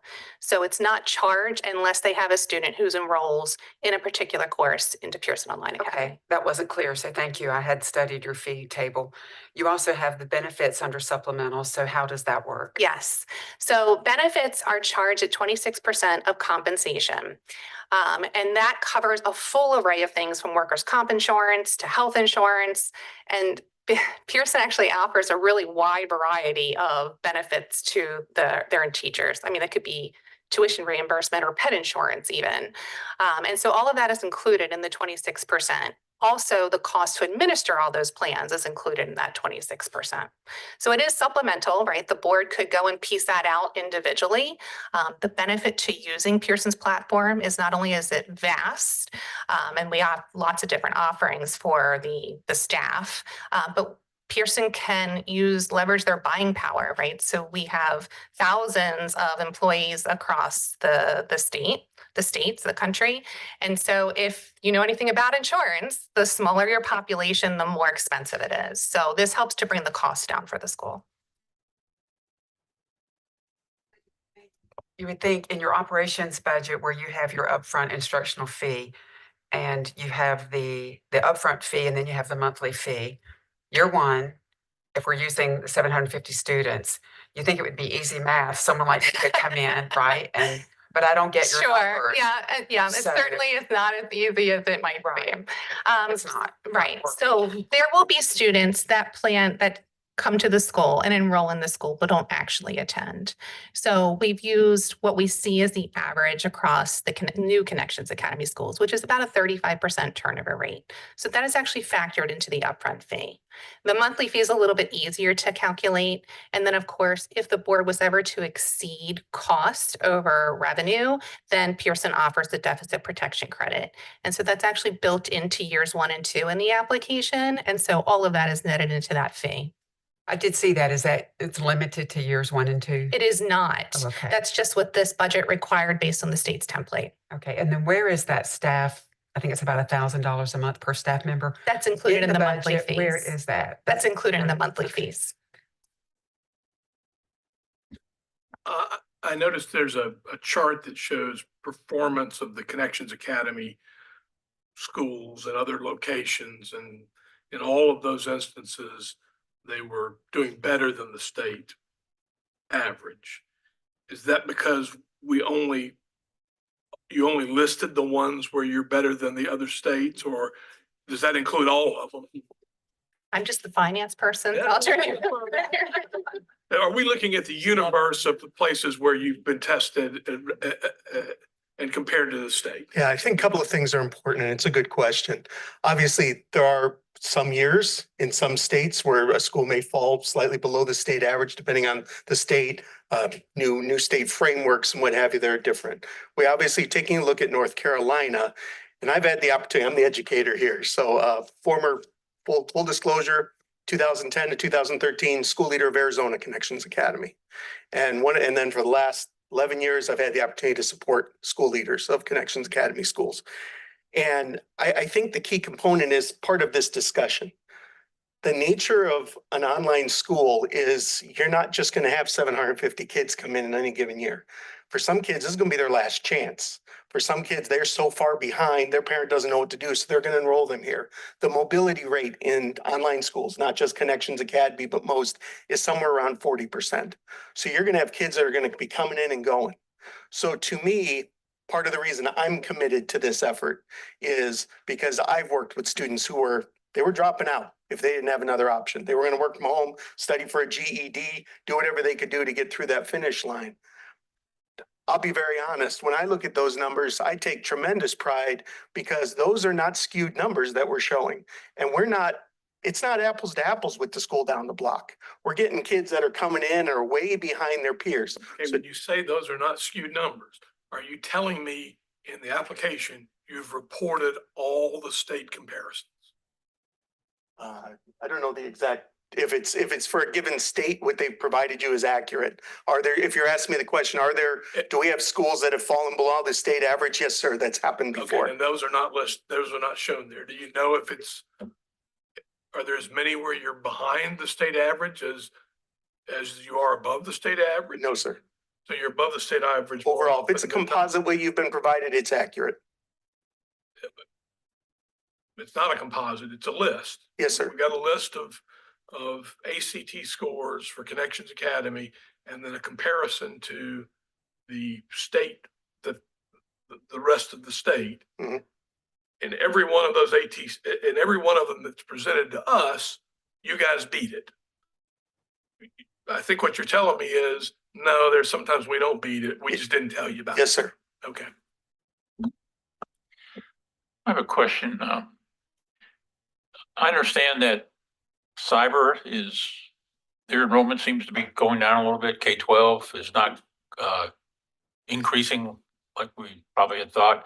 We've got brick and mortar charter schools that have gone into the virtual model, do you feel like this market is saturated at this point?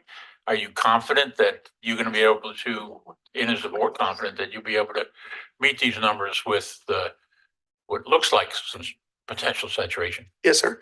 My colleague has an answer. If you don't mind, I'm gonna take a shot at it as well. We saw our enrollments going up about 10% prior to the pandemic. What happened during the pandemic, and we all experienced it, districts were sending kids home and doing their own version of online, which oftentimes was, let's get in a Zoom room and just try and do what we were already doing in a classroom. Teachers weren't trained to be online teachers, but pandemic came and so they tried. And what we saw our enrollment explode during the pandemic. And we saw a lot of, if you'll excuse the term, mom and pop charters popping up because they were taking advantage of the situation. Many of them no longer exist because the pandemic ended, kids went back to school. Our enrollment, even though some of them chose to go back to their home schools, kind of maintained where it was pre-pandemic levels because suddenly some students realized, hey, wait a minute, I kind of like this and I kind of like it in this, I don't like it the way necessarily my district handled it. So we saw that post-pandemic kind of stagnation and now the growth is beginning again because I think we're getting back to that point where folks are looking for true online education, where the teachers in North Carolina that will work for North Carolina Connections Academy are state certified. They're going to be all over the state. They're going to be just the same teachers that these kids are getting at their brick and mortar, but they're able to do it with the flexibility of their home. So to your question directly, and I'll let my colleague finish, we did see that flex that I think you're seeing in a lot of other places. But I think a lot of the numbers that you're seeing are folks that kind of jumped in, sort of tried to make a profit or something during that, didn't quite know how to go for longevity. Kids went back to their home states. And you're seeing those programs that have existed like we have for multiple decades, now kind of their experience and expertise kind of growing. If I could just elaborate, just based on the overall demand that we're seeing in North Carolina. When working with the board, we intentionally decided to start smaller than the original 2 virtual pilots by half. And that was intentional. We want to make sure that this school grows slowly, that the board and the staff can implement all policies with fidelity, that they can each year build on that. And be successful long-term. That is our goal. Also because of the career components, we want to make sure that we get that right in the state and work on those partnerships and foster relationships across the state. And that does take time to build. But we can tell you based on the board's work and our work throughout the state that these are individuals who are interested in the Connections Academy model. They're not existing virtual school students.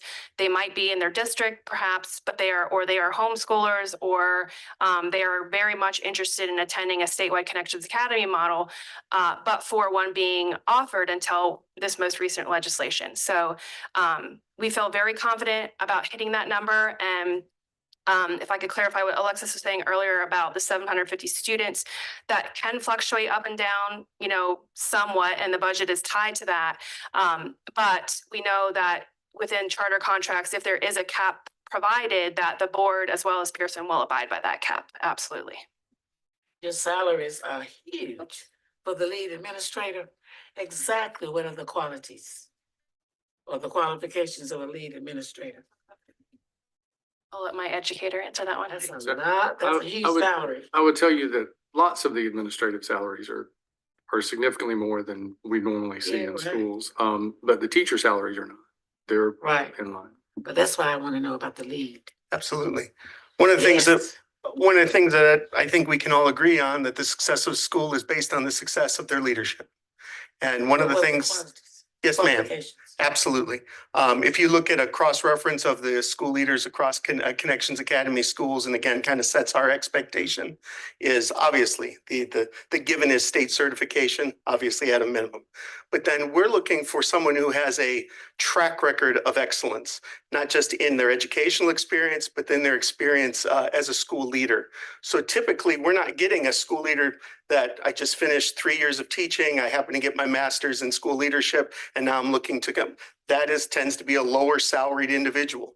When you're looking for someone who perhaps has their doctorate already, as I do, someone who absolutely has not just a master's degree, which is the minimum to get the certification, but has shown has a portfolio of success as a school leader, understanding how to read data, turn it into a narrative that can help a school have continuous improvement over time. I look forward, one of the reasons I get excited and happy to be here today and hope that you all will see our vision as clearly as we do, is I get to be part of that, working with the board and finding that school leader. And I can tell you that looking across the state of North Carolina, we're excited about the quality of individuals that are going to be applying for this position, and we get the pick of the litter. That person comes at a cost when you're going to have that kind of excellence. And so that's where, if you're going to put your money in certain areas where you have some level of control, try and get the best people, because that will grow the entire school.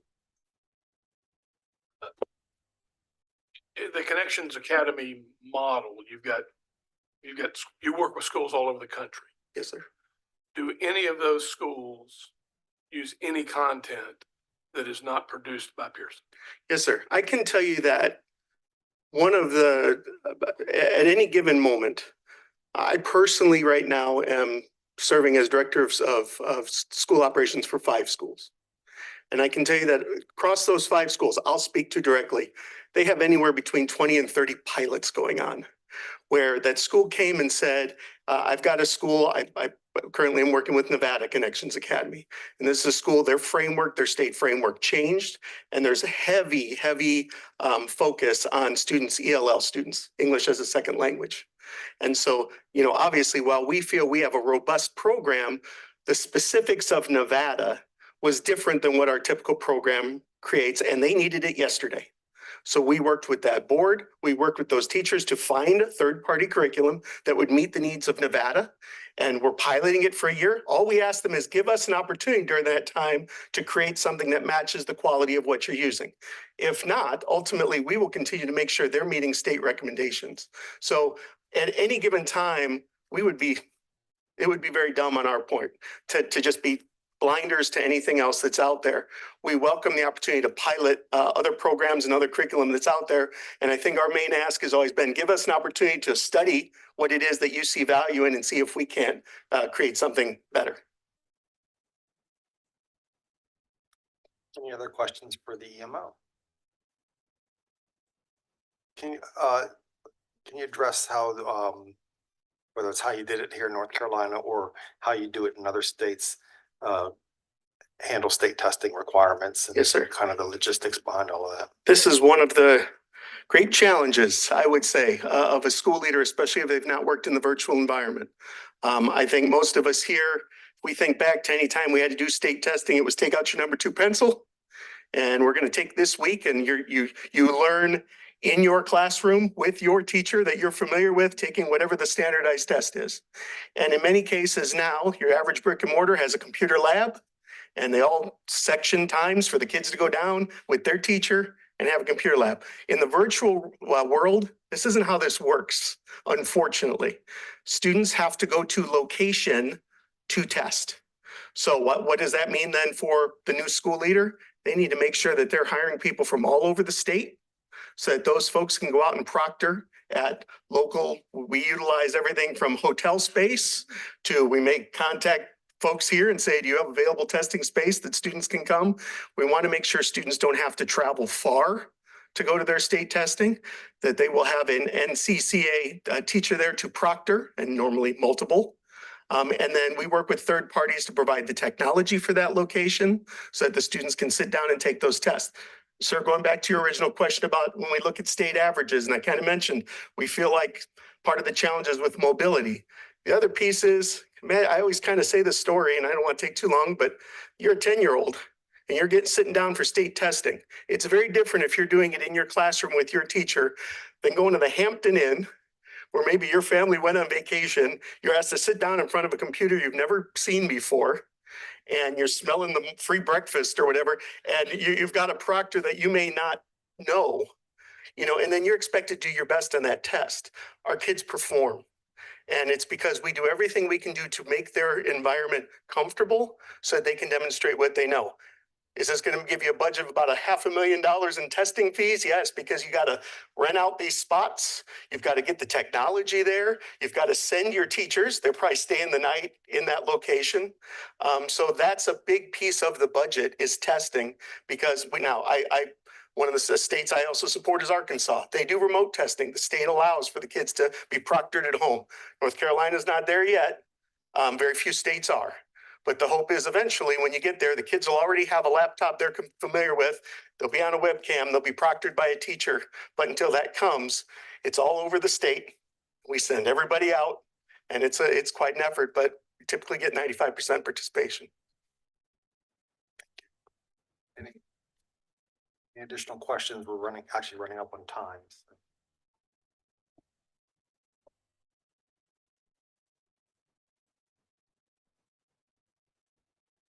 Okay, hearing none. Thank you. Well, actually, the board, you have 10 minutes for a closing statement if you care to. I assure you, I won't use the full time.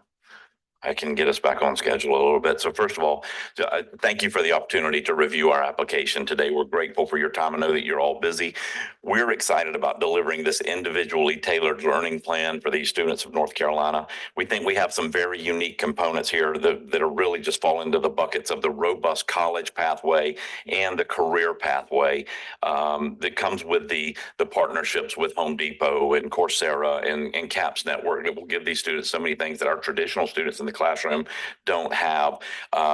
Today, we discussed our operations plans and our governance plans. The board takes the oversight of this institution very seriously. From our code of ethics, our conflicts of interest, the policies we have in place around academic oversight and our fiscal policies. We've engaged counsel to negotiate this contract with Pearson and to help us with policy development. We are a local board. I've put 4 kids through Guilford County schools myself. We are all local, and we want the best for our state. We want the best for our schools in the area, and we're a balance of that strong community ties and with a very experienced and proven provider. And I get it. I know where you're driving today. Pearson's the largest education company in the world, but they are that for a reason, and they're that because they've developed the ability to be good at being big. And so the quality that we've seen them demonstrate in these other states are what we want to bring to North Carolina. And I will tell you, I don't have privy information to the previous relationship. What I do know is it's my understanding that Pearson did everything that they could do, and then the first agreement was not on Pearson, was on the leadership of that institution. But that is simply my opinion, and it's qualitative at best at this point. In closing, I would simply say to you that we are eager to offer North Carolina students a college and career readiness option, and we respectfully ask for your approval, and I thank you for the board's time today. Thank you. Thank you so much. This is our time to deliberate. I think we have 10 minutes or so for this.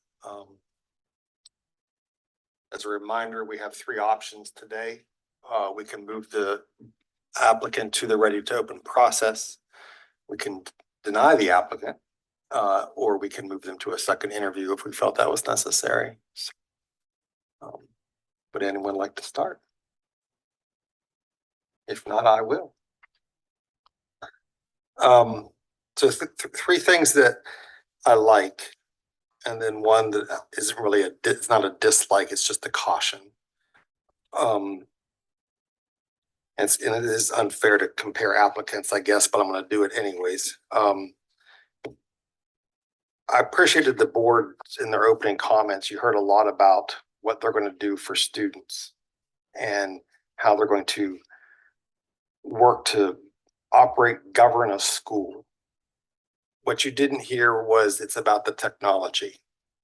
And the technology is going to do this for the students. The technology is going to do that, or the technology is integral as part of the applicant, which I think is what we heard from 2 prior virtual charter applicants this fall session.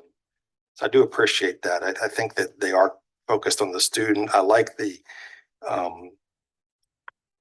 paths for career and college readiness that they're building and that they have in place in their virtual schools and other places as well. I like the fact that this board has experience in virtual learning as well. I think that resonates with me. And I will say I like the fact that they are choosing to partner with an organization that's proven that they know how to do this. It's sometimes they do it, you know, in all of us, right? Brick and mortar and virtual. Sometimes you knock it out of the park. Sometimes you fall short, but they have national experience in their partner in delivering virtual education. So those are some of the things I like. I guess my caution, and this is probably to the board as well as it is to the EMO, is that I actually think that I don't think they'll have any problems finding the enrollments. Speak on that from personal experience. I think the challenge you will face is that they have to hold each other accountable. Don't go after more just because you can. If you're going to go after, if the goal is 750, do 750 and do that with the greatest amount of excellence that you can. You know, you might get 2,000 and you look at those numbers and like, man, that's a lot of kids. And that also is bigger. And the external pressures that, you know, not that your EMO would put it on you as a board or you as a board putting it on your EMO, but being really focused on just because you can serve more doesn't mean you should serve more. So those are my thoughts. What I noticed was that this was not just a pitch for a product. And the board is well equipped to take care of business.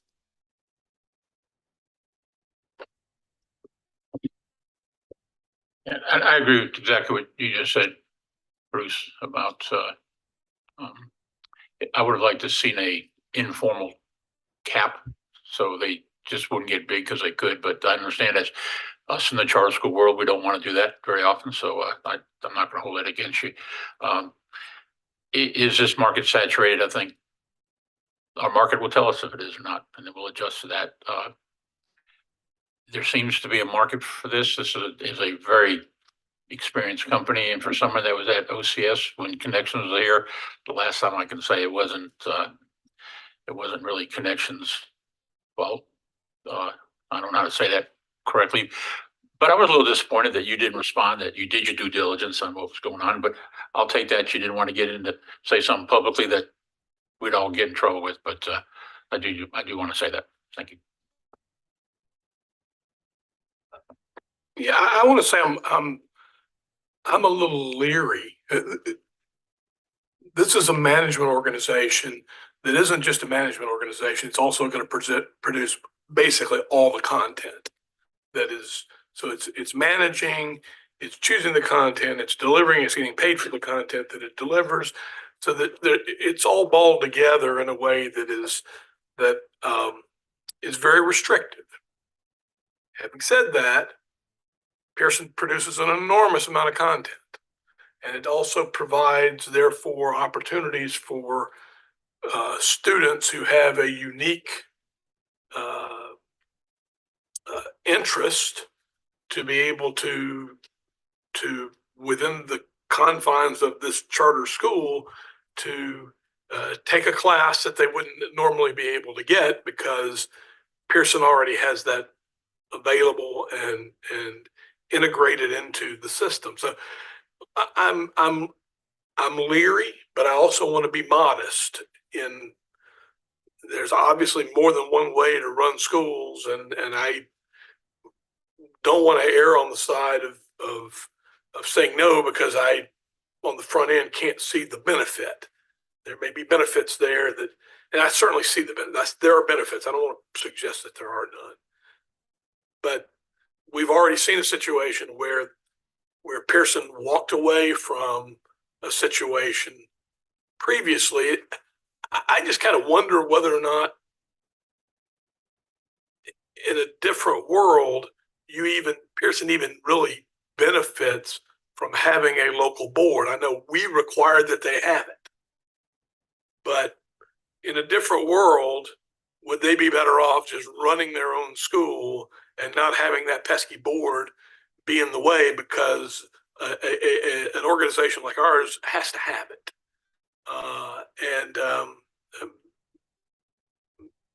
So I'm not sure what that layer adds exactly. Anyway, we got to live in the world as it is, not in the world that Pearson might wish it were, or that I might wish it were. So I do think that the board provides the essential oversight and provides accountability. It's a check and balance and is an integral part of the process.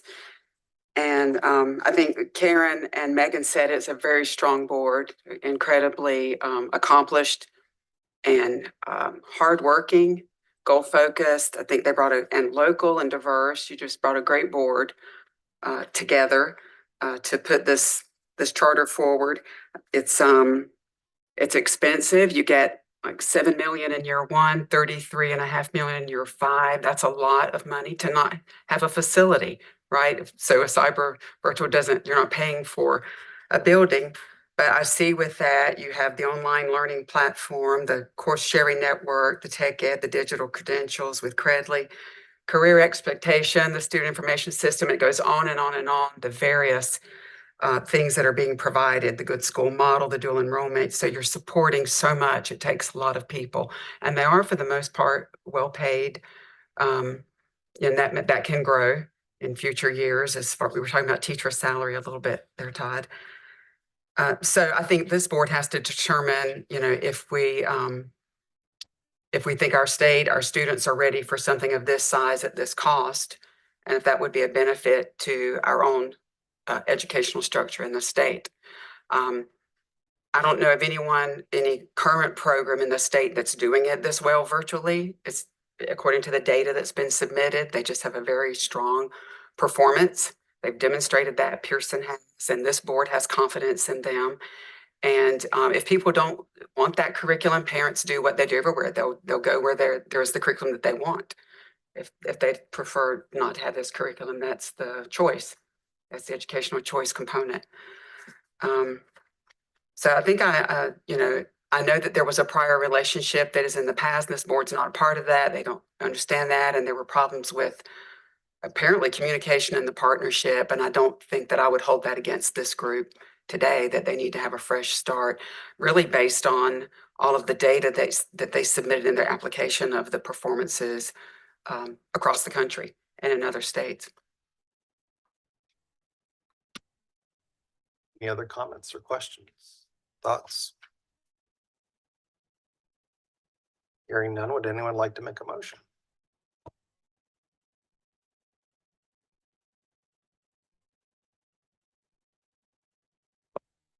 Mr. Chair, I'll make a motion that we move North Carolina Connections Academy forward to ready to open for the fall of 2026. I'll second. Okay, we have a motion and a second to move the applicant forward to ready to open. Any last discussion?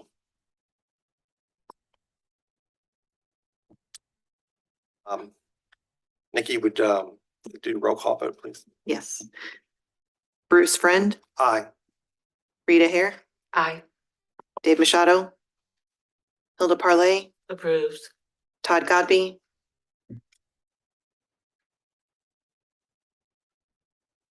Nay. Bart Danielson, Aye. Alex Quigley. Nay. Okay, the motion passes 5-2. Okay, thank you. Congratulations. Yeah.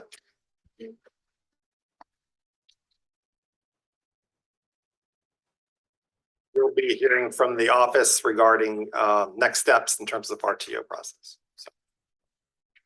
So, we're going to on the agenda, we talked about just before lunch on the applications. We're going to have a red line version sent to us for our review before our next board meeting. So we don't plan to actually take action on this today. We want to give board members a chance to look at the application. We will either vote on it at our regular scheduled January meeting. If there's a reason that we need to do it beforehand, we can call a special meeting. Ms. Rackley, anything you need to add about that? I will say, there's not a lot of material changes. There was a lot of cleanup to just the language, the revisions. We wanted to make sure that we streamline the enrollment portion, reducing the number of attachment files. So there's not a lot of substantial change. We did make some clarifications to the remote charter academy portion because that was the newest portion of the application, but you're not going to see a lot of broad sweeping material changes that way. So I just want you to be prepared for that when you do get the red line version. A couple other just housekeeping notes. Ashley's had to step out early. Again, we will have the renewal school votes in January. If, as I mentioned before lunch, if there are any renewal schools up for renewal that you wish to have back for another interview, just let me know and we'll get that scheduled. And one last housekeeping item too. Many of you will be receiving, if you haven't already, an email from me regarding terms of a board of your term on the CSRB. If you could just look for that email and respond to that as we look to the future in terms of terms and staggers and things like that. With that, I think we're ready to adjourn. Thank you. Everyone have a great Christmas. Happy New Year.